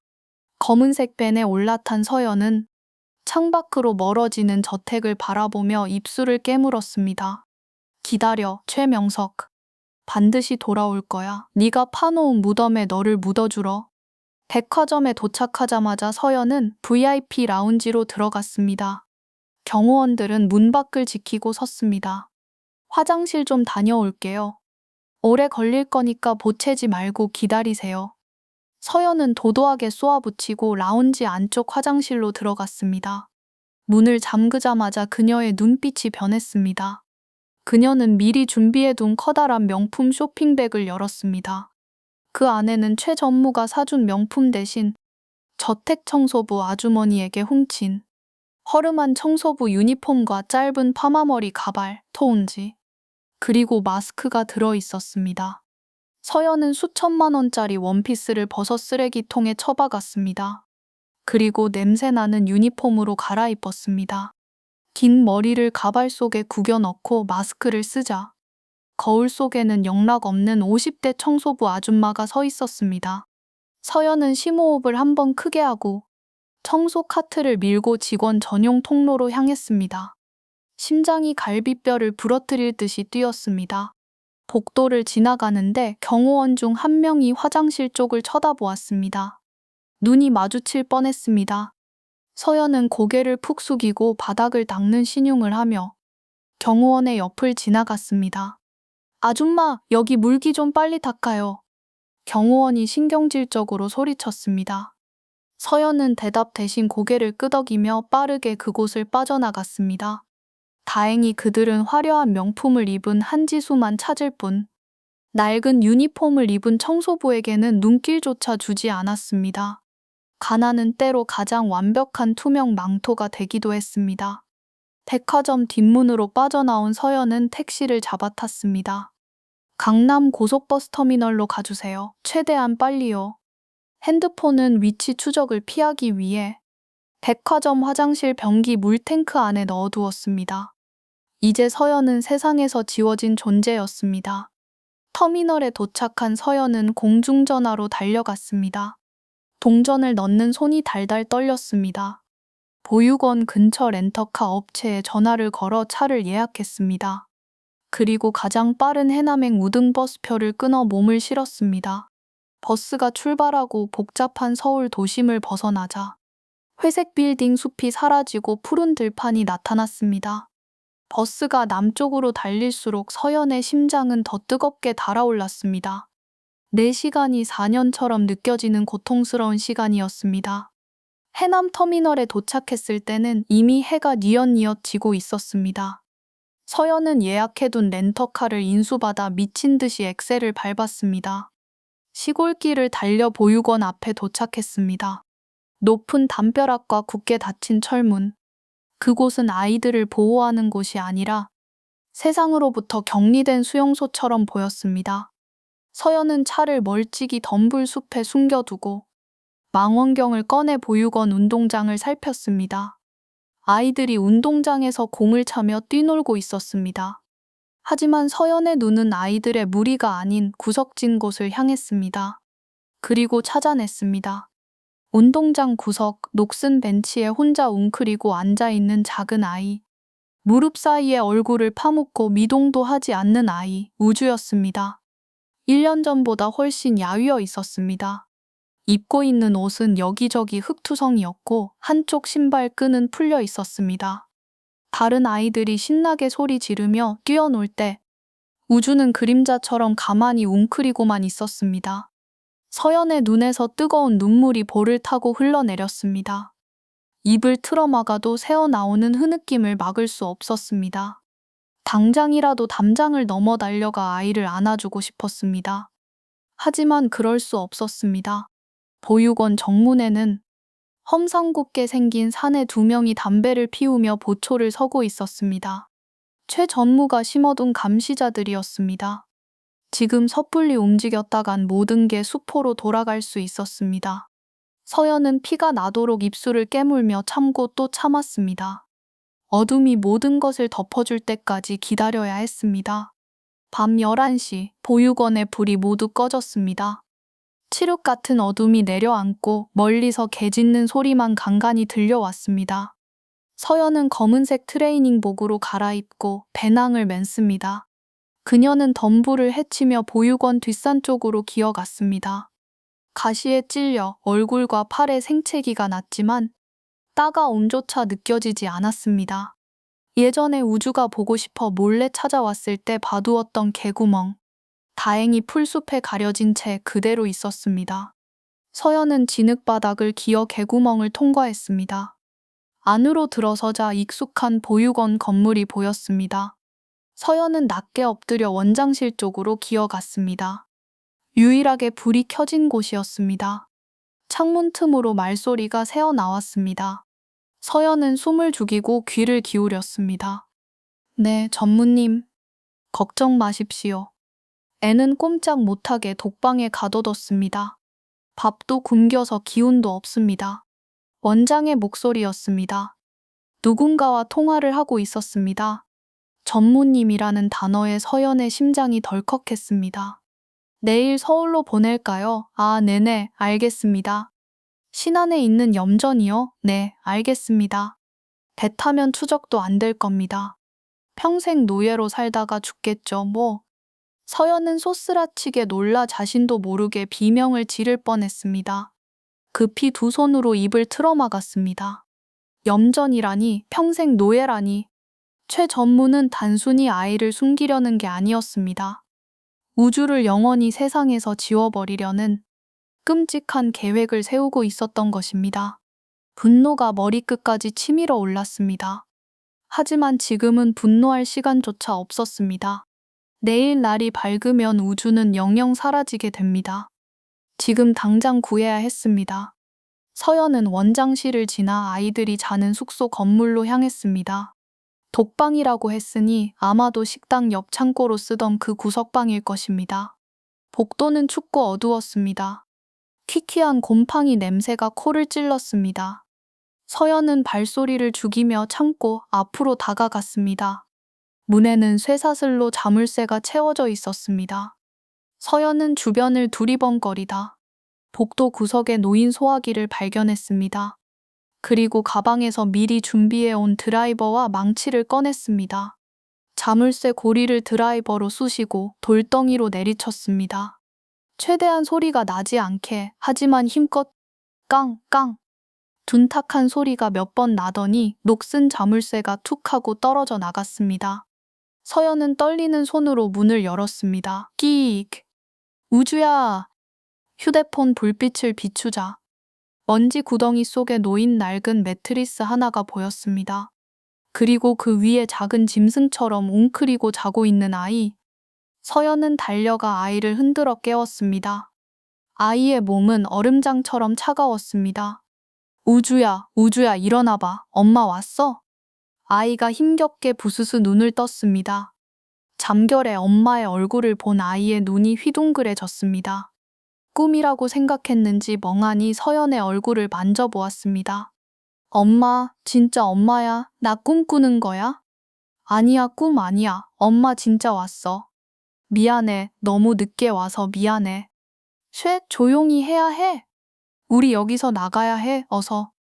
서연은 우주를 등에 업었습니다. 아이는 깃털처럼 가벼웠습니다. 그 가벼움이 서연의 가슴을 또 한 번 찔렀습니다. 조심스럽게 복도를 빠져나와 운동장을 가로질렀습니다. 아이의 심장이 등 뒤에서 콩닥콩닥 뛰는 것이 느껴졌습니다. 서연은 이를 악물었습니다. 절대 다시는 이 손을 놓지 않겠다고.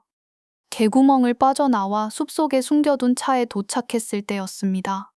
거기 누구야? 야, 저기 쳐세워. 원장의 고함이 새벽 공기를 갈랐습니다. 순찰을 돌던 경비원이 담장 너머로 사라지는 서연을 발견하고 소리친 것입니다. 보육원 전체에 비상벨이 울리기 시작했습니다. 건물에서 불이 켜지고 사람들이 뛰어나왔습니다. 도망친다. 잡아. 서연은 우주를 조수석에 태우고 운전석에 뛰어들었습니다. 시동을 걸자마자 엑셀을 밟았습니다. 타이어가 헛돌며 굉음을 내질렀습니다. 백미러로 보니 원장이 휴대폰을 들고 어딘가로 다급하게 전화를 걸고 있었습니다. 최 전무에게 보고하는 것이 분명했습니다. 이제부터는 목숨을 건 추격전이었습니다. 서연은 미친 듯이 차를 몰았습니다.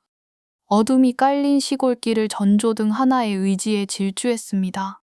우주는 조수석에서 겁에 질려 울고 있었습니다. 엄마 무서워. 아저씨들이 쫓아와. 나 잡아가. 나 염전 가기 싫어. 괜찮아, 우주야. 절대 안 잡혀. 엄마가 지켜줄게. 엄마가 목숨 걸고 지켜줄게. 눈 꼭 감고 있어. 서연은 한 손으로 핸들을 다른 한 손으로 우주의 손을 꽉 잡았습니다. 고속도로에 진입하자 뒤에서 강력한 헤드라이트 불빛 2개가 무서운 속도로 따라붙기 시작했습니다. 최 전무가 보낸 해결사들이 탄 검은색 SUV였습니다. 그들은 위협적으로 상향등을 켜고 경적을 울리며 서연의 차 뒷공무니를 바짝 쫓았습니다. 금방이라도 들이받을 기세였습니다. 이 나쁜 놈들, 비켜, 비키라고. 서연은 비명을 지르며 필사적으로 차선을 바꿨습니다. 하지만 그들은 전문적인 솜씨로 서연을 몰아붙였습니다. 오른쪽, 왼쪽 도망칠 곳을 차단하며 점점 서연의 차를 갓길로 밀어붙였습니다. 쿵! 뒷차의 범퍼가 서연의 차를 들이받았습니다. 차체가 휘청거렸습니다. 우주가 악 하고 비명을 질렀습니다. 결국 한적한 국도변 벼랑 끝에서 서연의 차는 멈춰 설 수밖에 없었습니다. 앞뒤가 가로막혔습니다. 타이어 타는 냄새가 진동했고 엔진에서는 하얀 연기가 피어올랐습니다. SUV에서 덩치 큰 사내들이 내렸습니다. 그들의 손에는 야구 방망이와 쇠파이프가 들려 있었습니다. 그들은 천천히 서연의 차를 향해 걸어왔습니다. 마치 사냥감을 포위한 하이에나 떼처럼 서연은 차 문을 모두 잠그고 우주를 품에 끌어안았습니다. 온몸이 사시나무 떨듯 떨렸습니다. 문 열어, 안 열면 죽여버린다. 사내들이 유리창을 몽둥이로 내리치기 시작했습니다. 쩌적! 앞 유리에 거미줄 같은 금이 갔습니다. 유리 파편이 튀었습니다. 엄마, 엄마. 우주는 공포에 질려 숨도 제대로 쉬지 못했습니다. 여기까지인가? 결국 이렇게 끝나는 건가? 절망이 서연을 덮치려는 찰나였습니다. 반대편 차선, 어둠 속에서 붉고 푸른 경광등이 번쩍였습니다. 요란한 사이렌 소리가 밤하늘을 찢을 듯 울려 퍼졌습니다. 경찰차 3대가 맹렬한 기세로 달려오고 있었습니다. 서연이 보육원을 탈출하면서 미리 10비의 납치 신고를 해두었던 것입니다. 젠장, 짭새다, 튀어. 사내들은 경찰차를 보자마자 당황하여 욕설을 내뱉고는 차에 올라타 도주했습니다. 경찰차 1대가 그들을 뒤쫓, 나머지 2대가 서연의 차 앞에 멈췄습니다. 서연은 그제야 긴장이 풀려 핸들에 얼굴을 묻고 오열했습니다. 살았다. 우주야, 살았어. 엄마가 지켰어. 경찰이 다가와 깨진 차창 너머로 물었습니다. 신고자분 맞습니까? 괜찮으세요? 서연은 떨리는 손으로 문을 열고 경찰에게 매달렸습니다. 도와주세요. 제발 도와주세요. 저 사람들이 제 아이를 납치해서 죽이려고 했어요. 제발 저희 좀 안전한 곳으로. 경찰의 도움으로 서연과 우주는 인근 경찰서에서 밤을 보낼 수 있었습니다. 하지만 서연은 잠시도 눈을 붙일 수 없었습니다. 최 전무는 분명 경찰서까지 손을 뻗칠 수 있는 사람이었습니다. 이곳도 안전하지 않았습니다. 도망친다면 평생 쥐새끼처럼 숨어 살아야 할 것입니다. 우주를 데리고 평생 도망자로 살 수는 없었습니다. 서연은 품속에 숨겨둔 USB를 만지작거렸습니다. 차가운 금속의 감촉. 한 회장의 유일한 핏줄인 척했던 가짜 손녀가 이제는 진짜 회사를 지키고 자신의 가족을 지킬 전사가 되어야 할 때였습니다. 서연은 잠든 우주의 머리카락을 쓰다듬으며 나직하게 을조렸습니다. 우주야, 엄마 다시는 도망 안 가. 이제 끝장을 볼 거야. 내일 할아버지 팔순 잔치가 열리는 그곳이 우리의 심판대가 될 거야. 창밖으로 여명이 밝아오고 있었습니다. 폭풍 전야의 고요함은 끝났습니다. 이제 진짜 폭풍 속으로 걸어 들어갈 시간이었습니다. 다음 날 아침, 서연은 우주를 경찰서에 남겨두고 서울로 향하는 기차에 몸을 실었습니다. 엄마, 또 가는 거야? 나 무서워. 같이 가면 안 돼? 서연의 옷자락을 붙잡고 우는 아이를 억지로 떼어놓으며 서연은 천갈래 만갈래 찢어지는 가슴을 부여잡아야 했습니다. 우주야, 잘 들어. 엄마가 지금 가는 곳은 전쟁터야. 네가 있으면 엄마가 싸울 수가 없어.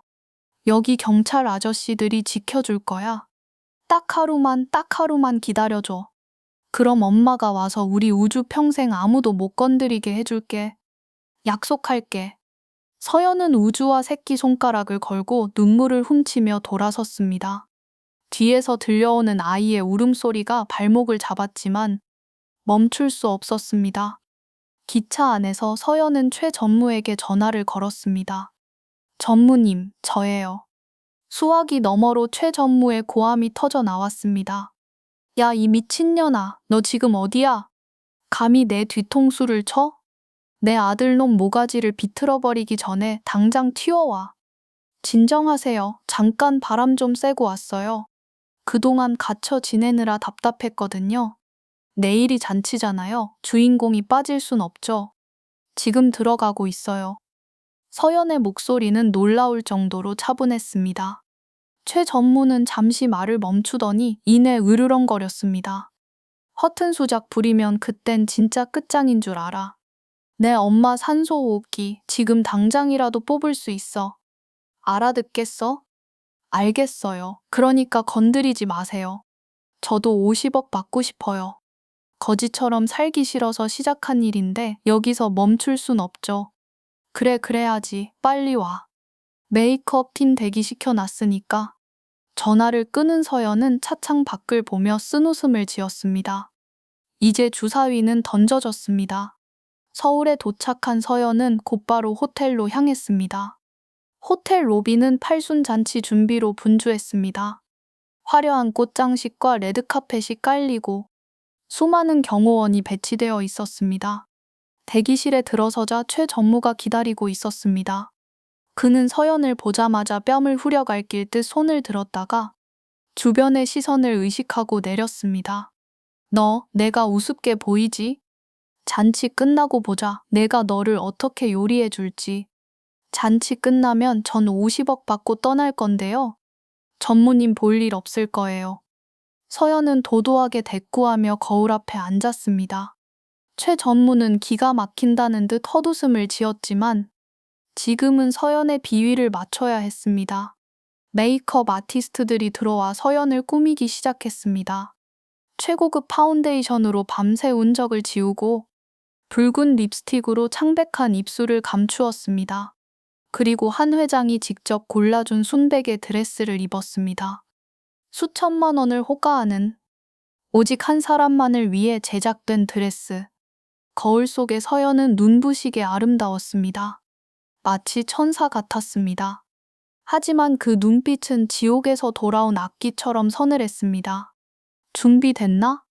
최 전무가 다시 들어왔습니다.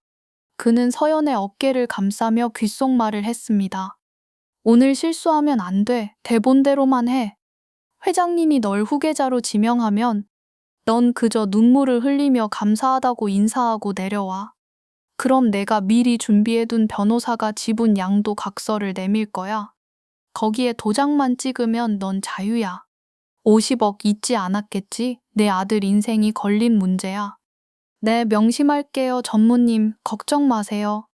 제가 누구예요? 전무님이 키운 최고의 배우잖아요. 서연은 방긋 웃어 보였습니다. 최 전무는 그 웃음에 잠시 소름이 돋았지만 만족스러운 듯 고개를 끄덕이고 나갔습니다.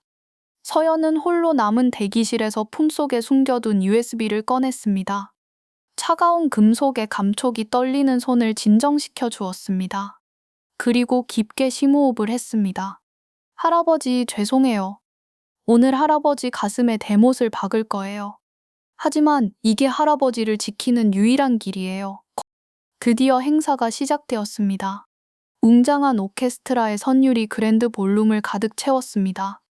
사회자가 한 회장의 등장을 알리자 수백 명의 하객이 일제히 일어나 박수를 보냈습니다. 휠체어를 탄 한 회장이 무대 위로 올라갔습니다. 그의 얼굴은 병색이 완연했지만 오늘만큼은 그 누구보다 행복해 보였습니다.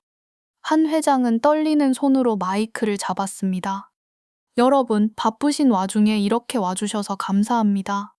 오늘 저는 제 인생에서 가장 기쁜 날을 맞이했습니다. 25년 전 불의의 사고로 잃어버렸던 제 딸의 핏줄. 제 유일한 손녀를 찾았습니다. 장내가 술렁거렸습니다. 이미 소문으로만 돌던 이야기가 공식화되는 순간이었습니다. 그동안 몸이 좋지 않아 공개를 미뤘지만 오늘 이 자리에서 제 손녀를 여러분께 소개하고 제 뒤를 이을 한성그룹의 후계자로 공식 선포하려 합니다. 기자들의 플래시 세례가 폭포수처럼 쏟아졌습니다. 나와라, 내 손녀 지수야. 사회자가 서연의 이름을 불렀습니다. 대기실 문이 열리고 서연이 무대 위로 걸어 나갔습니다. 스포트라이트가 그녀를 비췄습니다. 눈부신 드레스 자락을 끌며 우아하게 걸어가는 그녀의 모습은 마치 여신 같았습니다. 하지만 그녀의 발걸음은 처형대로 향하는 죄수의 그것처럼 무겁고 비장했습니다. 한 회장은 서연의 손을 꼭 잡고 하객들에게 인사했습니다. 인사드려라, 내 손녀 한지수다. 앞으로 한성그룹을 이끌어갈 제 후계자입니다. 부디 저를 보듯이 이 아이를 아껴주십시오. 서연은 마이크 앞에 섰습니다. 최 전무는 무대 바로 아래 가장 잘 보이는 곳에 서서 서연을 노려보며 눈으로 신호를 보냈습니다. 시켜대로 해, 웃어, 인사해. 서연은 하객들을 천천히 둘러보았습니다. 부러움, 호기심, 질투가 섞인 시선들. 그리고 시선을 돌려 한 회장을 바라보았습니다. 한 회장은 세상에서 가장 따뜻한 미소를 지으며 서연을 바라보고 있었습니다. 그 눈빛에는 무한한 신뢰와 사랑이 담겨 있었습니다. 서연은 그 눈빛을 보자 가슴이 울컥 치밀어 올랐습니다. 눈물이 핑 돌았습니다. 죄송합니다, 할아버지. 정말 죄송합니다. 서연은 떨리는 손으로 마이크를 잡았습니다. 입술이 파르르 떨렸습니다. 안녕하세요. 저는 한지수가 아닙니다. 순간 장내에 정적이 흘렀습니다. 음악도 멈추고 사람들의 숨소리마저 멈춘 듯 했습니다. 모두가 자신의 귀를 의심했습니다. 한 회장의 미소가 서서히 굳어졌습니다. 최 전무의 얼굴이 사색이 되었습니다. 지수야, 그게 무슨 소리냐? 긴장해서 헛말이 나오는구나. 한 회장이 당황하며 서연의 손을 잡으려 했지만 서연은 그 손을 조용히 뿌리쳤습니다. 아닙니다, 회장님. 저는 가짜입니다. 저는 한지수라는 이름을 훔친 사기꾼 이서연입니다. 서연의 고백이 터져나오자 장내는 아수라장이 되었습니다. 웅성거리는 소리, 경악하는 비명소리, 카메라 셔터 소리가 뒤섞여 폭발했습니다. 뭐라고? 가짜라고? 이게 무슨 소리야? 사기꾼이라니? 한 회장은 충격을 받아 비틀거렸습니다.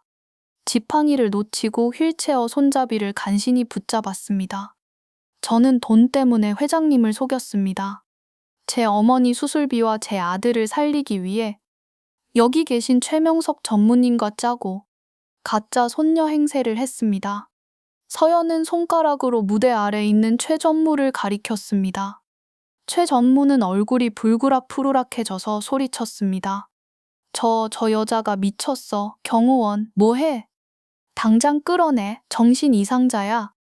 헛소리하지 못하게 입 막아. 검은 양복을 입은 경호원들이 무대 위로 뛰어 올라왔습니다. 하지만 서연은 굴하지 않고 품속에서 USB를 꺼내 높이 쳐들었습니다. 여기 증거가 있습니다. 최 전무가 회장님 몰래 빼돌린 수천억 원의 비자금 장부, 그리고 저를 협박해서 가짜 손녀로 만든 녹취록, 유전자 조작 증거까지 다 들어 있습니다. 거짓말이야. 저거 빼서 당장. 최 전무가 발악했지만 서연은 한 발 빨랐습니다. 그녀는 미리 매수해둔 방송실 직원에게 신호를 보냈습니다. 스크린에 영상이 띄워졌습니다.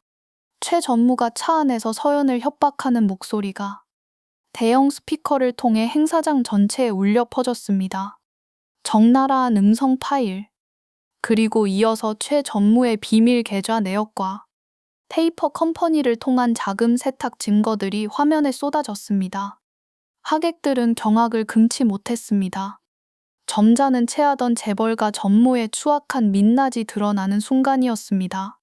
아니야, 저건 조작이야. 음해라고. 최 전무는 무대 위로 뛰어 올라와 서연의 멱살을 잡았습니다. 죽여버릴 거야. 이 배은 망덕한 년.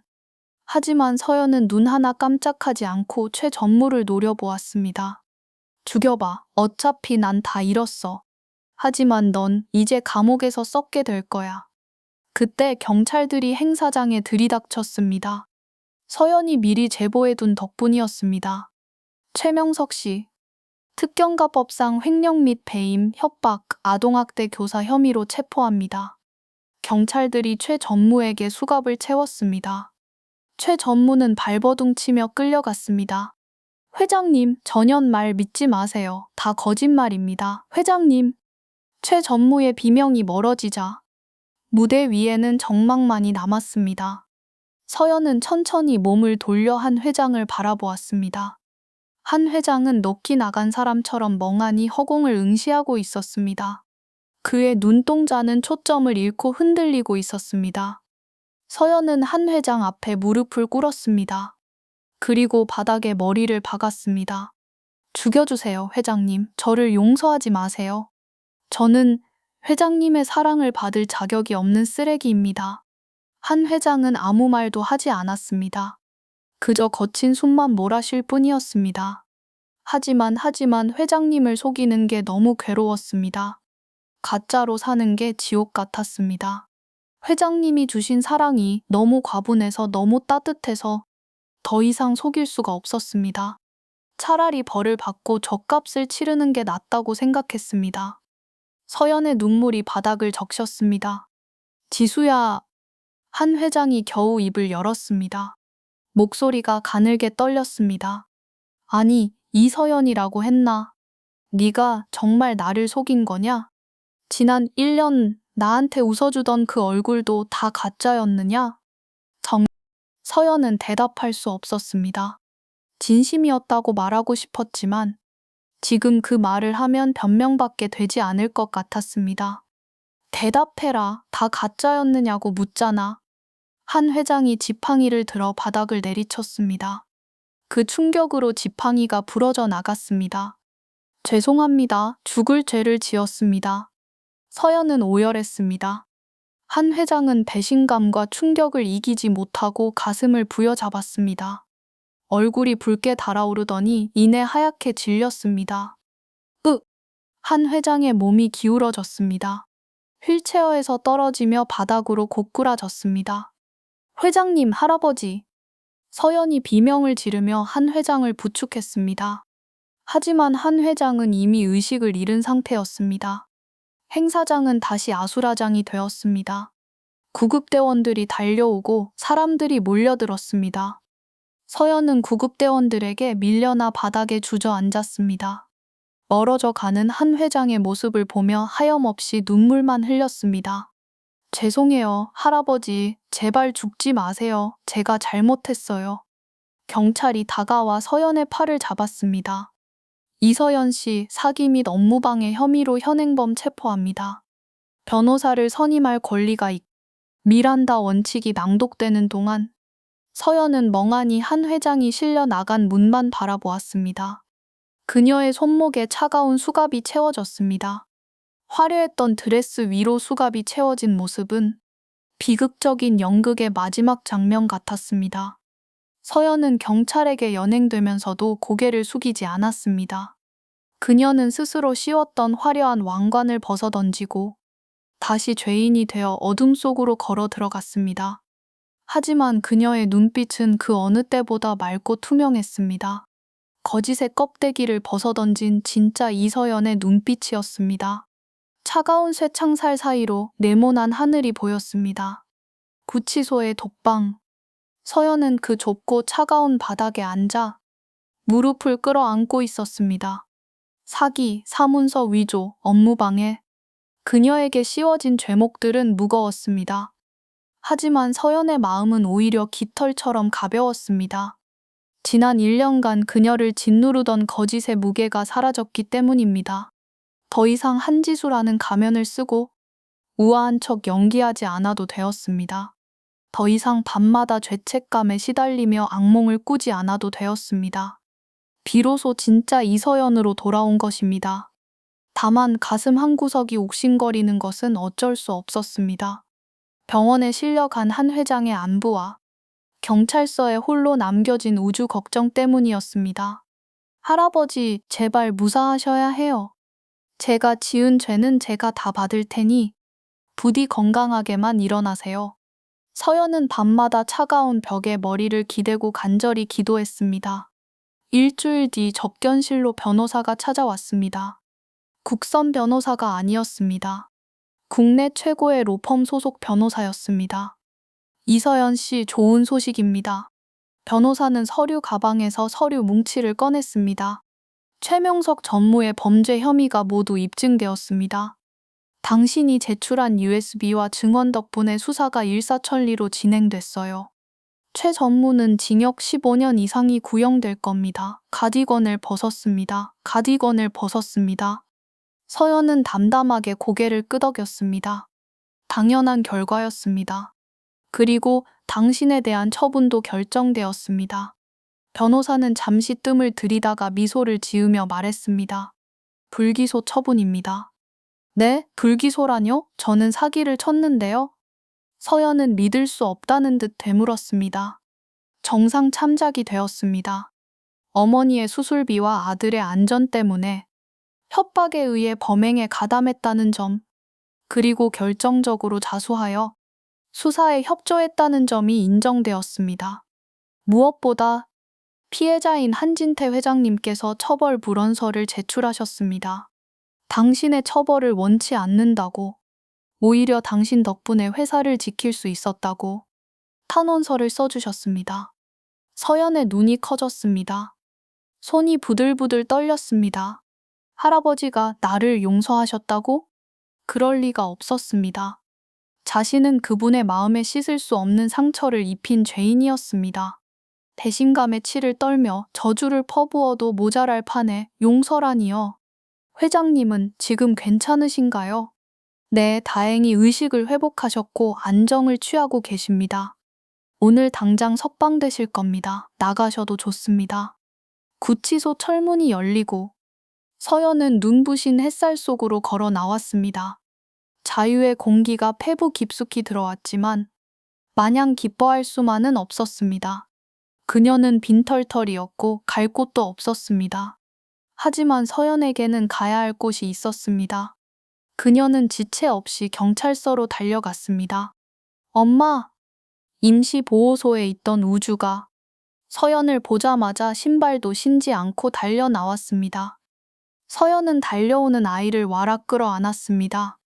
우주야, 내 새끼 고생했어. 많이 무서웠지?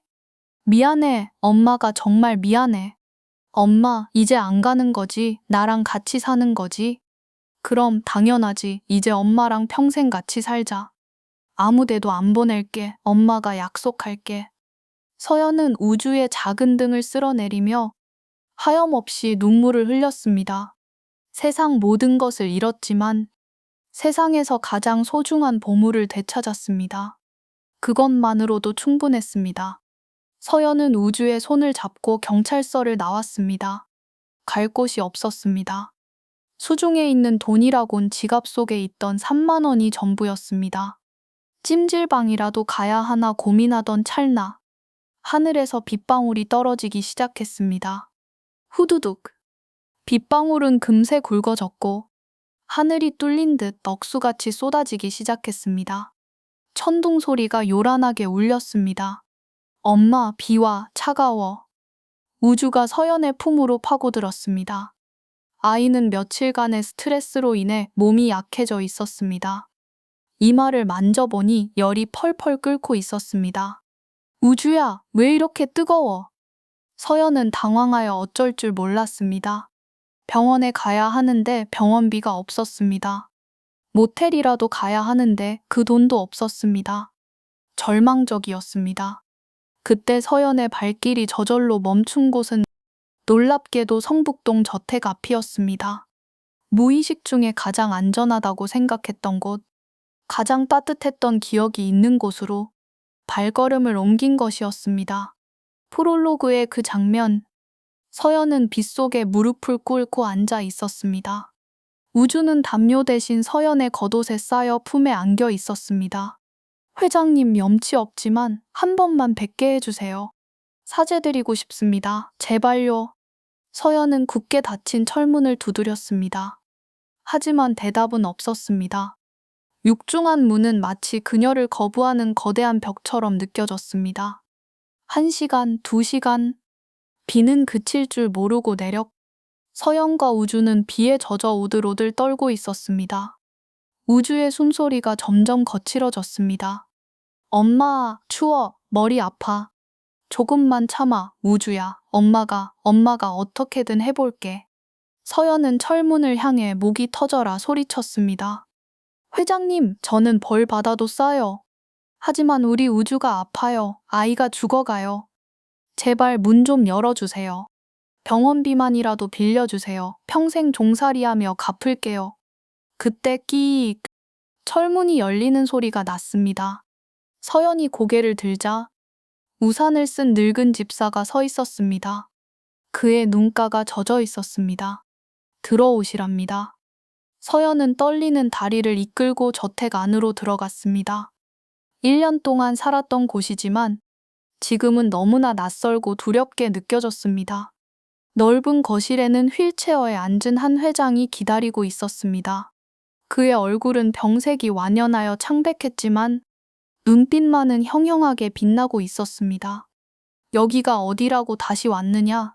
한 회장의 목소리는 서리빨처럼 차가웠습니다. 서연은 우주를 품에 안은 채 바닥에 머리를 조아렸습니다. 빗물이 뚝뚝 떨어져 대리석 바닥을 적셨습니다. 죽여주십시오. 정말 염치 없고 뻔뻔한 거 압니다. 하지만 마지막으로 인사드리고 싶어서 왔습니다. 그리고 이 아이가 많이 아파서 잠시 비만 피하게 해주시면 안 되겠습니까? 저는 나가서 비를 맞아도 좋습니다. 제발 아이만이라도. 서연은 흐느끼며 애원했습니다. 한 회장은 말없이 서연을 내려다보았습니다. 그리고 서연의 품에 안긴 우주에게 시선을 돌렸습니다. 아이는 열에 들떠 얼굴이 붉게 상기되어 있었고 힘없이 늘어져 있었습니다. 한 회장은 한참 동안 아이를 바라보더니 깊은 한숨을 내쉬었습니다. 그 한숨에는 분노도 원망도 아닌 깊은 연민이 담겨 있었습니다. 가까이 오거라. 서연이 주저하며 무릎걸음으로 다가가자 한 회장은 떨리는 손을 뻗어 우주의 이마를 짚어보았습니다. 투박하고 따뜻한 노인의 손길이 아이의 이마에 닿았습니다. 불덩이구나. 미련한 것 같으니라고. 애를 잡을 셈이냐? 이 빗속에 애를 끌고 다녀? 여봐라, 당장 주치에 불러라. 그리고 따뜻한 물이랑 수건, 해열제 가져와. 당장. 한 회장의 불호령에 집안의 고용인들이 일사불란하게 움직였습니다. 우주는 따뜻한 손님방으로 옮겨져 치료를 받았습니다. 주치의가 급히 달려와 주사를 놓고 약을 먹였습니다. 서연은 거실에 홀로 남아 여전히 무릎을 꿇고 있었습니다. 옷에서 떨어지는 빗물 때문에 추위가 뼛속까지 스며들었지만 감히 움직일 수 없었습니다. 1시간쯤 지났을까? 한 회장이 휠체어를 끌고 서연 앞으로 다가왔습니다. 아이는 좀 괜찮으냐? 네, 열이 좀 내렸다고 합니다. 정말 감사합니다, 회장님. 이 은혜는 죽어서도 잊지 않겠습니다. 서연은 다시 한번 머리를 조아렸습니다. 일어나라. 그 꼴이 뭐냐? 내 집 거실 바닥 다 망가지겠다. 한 회장이 퉁명스럽게 말했습니다. 서연은 조심스럽게 몸을 일으켜 소파 끝에 엉덩이를 걸치고 앉았습니다. 너를 용서한 게 아니다. 한 회장이 창밖을 바라보며 나직하게 말했습니다. 나는 아직도 너한테 속은 게 분하고 억울해서 밤에 잠이 안 온다. 내 핏줄인 줄 알고 그렇게 애지중지했는데 생판 남이었다니. 압니다. 죽을 죄를 지었습니다. 변명하지 않겠습니다.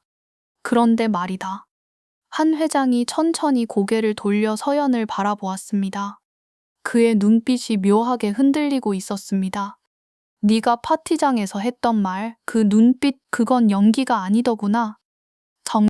내 목숨을 살리려고, 회사를 지키려고 50억이라는 거금을 포기하고, 스스로 자폭한 그 무모함, 그건 아무나 할 수 있는 게 아니다. 피가 섞인 가족도 돈 앞에서는 배신하는 세상이다. 그런데 너는 남인데도 나를 지키려고 했어. 한 회장은 씁쓸한 미소를 지었습니다. 내 딸 미주도 그랬어. 고집불통에 한번 옳다고 생각하면은 물불 안 가리는 성격이었지. 네가 그날 보여준 그 도끼가 내 딸을 꼭 빼닮았더구나. 서연은 고개를 들 수 없었습니다. 눈물이 자꾸만 시야를 가렸습니다. 피가 섞여야만 가족이더냐? 지난 1년 네가 나한테 끓여준 차, 밤마다 읽어준 책, 퉁퉁 부은 내 다리를 주물러 주던 그 손길, 그게 다 가짜였느냐? 돈 때문에 한 연기였느냐? 아닙니다. 절대 아닙니다. 그건 진심이었습니다. 할아버지를 정말 좋아했습니다. 친할아버지처럼 따르고 싶었습니다. 회장님이 주신 사랑이 너무 따뜻해서 그래서 더 괴로웠습니다. 진짜 손녀가 되고 싶어서 매일 밤 울었습니다. 서연은 오열하며 자신의 진심을 토해냈습니다. 그 울음소리가 넓은 거실을 가득 채웠습니다. 한 회장은 말없이 서연을 바라보다가 손수건을 건넸습니다. 그래, 그거면 됐다. 진심이었으면 됐다. 너는 내 친손녀는 아니지만 내 목숨을 구한 은인이고 내 삭막했던 노년을 따뜻하게 채워준 친구였다. 그건 변하지 않는 사실이다. 그리고 저 아이. 한 회장은 우주가 누워있는 방 쪽을 가리켰습니다. 저 녀석 눈매가 내 죽은 딸 미주 어릴 때랑 똑같더구나. 네가 내 딸을 닮아서가 아니라 저 아이의 눈빛이 닮았어. 특히 웃을 때 생기는 보조개가 내 딸이랑 판박이야. 신기한 일이지. 서연은 놀라서 눈을 동그랗게 떴습니다. 갈 곳 없다며? 빈털털이라며? 네, 그렇습니다. 그럼 저 녀석 다 나을 때까지만, 아니 내가 죽을 때까지만 여기서 지내라. 네? 무슨 말씀이신지? 내 말 동무나 하면서 죗값을 치르란 말이다. 밥값은 해야지. 그리고 저 아이 우주라고 했나? 저 녀석도 여기서 학교 보내. 내 증손자 노릇이나 시키게. 서연은 믿을 수 없는 말에 입을 다물지 못했습니다. 이게 꿈인지 생시인지 분간이 가지 않았습니다. 회장님, 정말 그래도 됩니까? 저는 사기꾼인데, 가짜인데. 시끄럽다. 내 집에서 내 마음대로 하는데 누가 뭐라 그래? 그리고 나중에 유전자 검사 다시 한번 해보자. 이번엔 내가 지정한 병원에서 내 눈앞에서 직접. 한 회장은 의미심장한 미소를 지으며 서연을 바라보았습니다. 내 느낌이 틀린 적이 없는데 말이야. 혹시 모르지 않느냐? 세상 일이라는 게 네가 어릴 때 길을 잃었을 수도 있고 병원에서 뒤바뀌었을 수도 있고 아니면 그냥 하늘이 나한테 딸 대신 너를 보내준 걸 수도 있고. 한 회장은 서연에게 짓궂게 윙크를 해보였습니다. 그것은 단순한 농담이 아니었습니다. 새로운 인연, 새로운 가족의 탄생을 알리는 신호였습니다. 서연은 그제야 참았던 울음을 터뜨리며 한 회장의 휠체어 앞으로 달려가 그의 무릎에 얼굴을 묻었습니다. 할아버지, 감사합니다. 정말 감사합니다. 평생 은혜 갚으며 살게요. 한 회장은 투박하고 거친 손으로 서연의 젖은 머리카락을 부드럽게 쓰다듬어 주었습니다. 이제 그만 울어라. 내 손녀가 울면 집안에 복 나간다. 어서 가서 씻고 와라. 따뜻한 밥 차려놓으라고 했다. 그날 밤, 비는 거짓말처럼 그치고 밤하늘엔 맑고 둥근 보름달이 떠올랐습니다. 따뜻한 방에서 우주는 새근새근 잠이 들었고 서연은 깨끗한 옷으로 갈아입고 한 회장의 침대 맡에 앉아 책을 읽어드리고 있었습니다. 그래서 그들은 오래오래 행복하게 살았습니다. 서연이 책을 덮자 한 회장은 편안한 얼굴로 잠이 들었습니다. 진짜 핏줄은 아니었지만, 아니 어쩌면 진짜 핏줄일지도 모르는 그들은 서로의 상처를 보듬어주는 진짜 가족이 되었습니다. 서연이 모든 것을 포기하고 품에 안은 것은 비단 아들 우주뿐만이 아니었습니다. 피보다 진한 사랑으로 맺어진 새로운 아버지 한진태 회장이었습니다. 창밖에 달빛이 세 사람을 따뜻하게 비추고 있었습니다. 그 빛은 마치 하늘에 있는 한미주가 보내는 축복처럼 느껴졌습니다. 1년 후, 성북동 저택 정원. 화창한 봄날에 햇살이 쏟아지고 있었습니다. 할아버지, 빨리요. 저기 나비 있어요. 건강해진 우주가 잠자리채를 들고 정원을 뛰어다니고 있었습니다. 그 뒤를 한 회장이 지팡이를 짚고 허허 웃으며 따라가고 있었습니다. 그의 얼굴은 1년 전보다 훨씬 젊고 활기차 보였습니다. 오냐 오냐, 이 하레비가 잡아주마. 거기 서라 요 녀석. 테라스에 앉아 그 모습을 바라보던 서연은 흐뭇한 미소를 지으며 찻잔을 들었습니다. 그녀의 모습은 그 어느 때보다 편안하고 행복해 보였습니다. 그때 집사가 다가와 서류 봉투 하나를 건넸습니다. 아가씨, 병원에서 온 유전자 검사 결과입니다. 서연은 봉투를 받아 들었습니다. 한 회장이 몰래 의뢰했던 재검사 결과였습니다. 서연은 잠시 망설이다가 봉투를 열지 않고 그대로 반으로 찢어버렸습니다. 버려주세요. 네? 확인 안 해보십니까? 네, 필요 없어요. 서연은 정원에서 뛰어노는 한 회장과 우주를 바라보았습니다. 두 사람은 서로를 마주보며 환하게 웃고 있었습니다. 그 웃음이 너무나 닮아 있었습니다. 종이 쪼가리가 무슨 상관이야. 우린 이미 가족인데. 서로 사랑하고 아껴주면 그게 가족이지. 서연은 자리에서 일어나 정원으로 달려 나갔습니다. 할아버지, 우주야, 간식 먹자. 내가 맛있는 케이크 구웠어. 우와, 엄마 최고. 허허, 우리 지수 솜씨 좀 볼까? 세 사람의 웃음소리가 높은 담벼락을 넘어 파란 하늘로 퍼져 나갔습니다. 그들은 피보다 진한 사랑으로 맺어진 진짜 가족이었습니다. 나레이션. 지금까지 오디오 드라마. 잃어버린 재벌 손녀 행세한 가난한 미혼모. 그녀가 모든 걸 포기하고 품에 안은 건 의외의 사람이었다였습니다. 끝까지 청취해주신 여러분 감사합니다. 여러분의 삶에도 예기치 않은 기적, 따뜻한 사랑이 가득하기를 기원합니다. 안녕히 계십시오.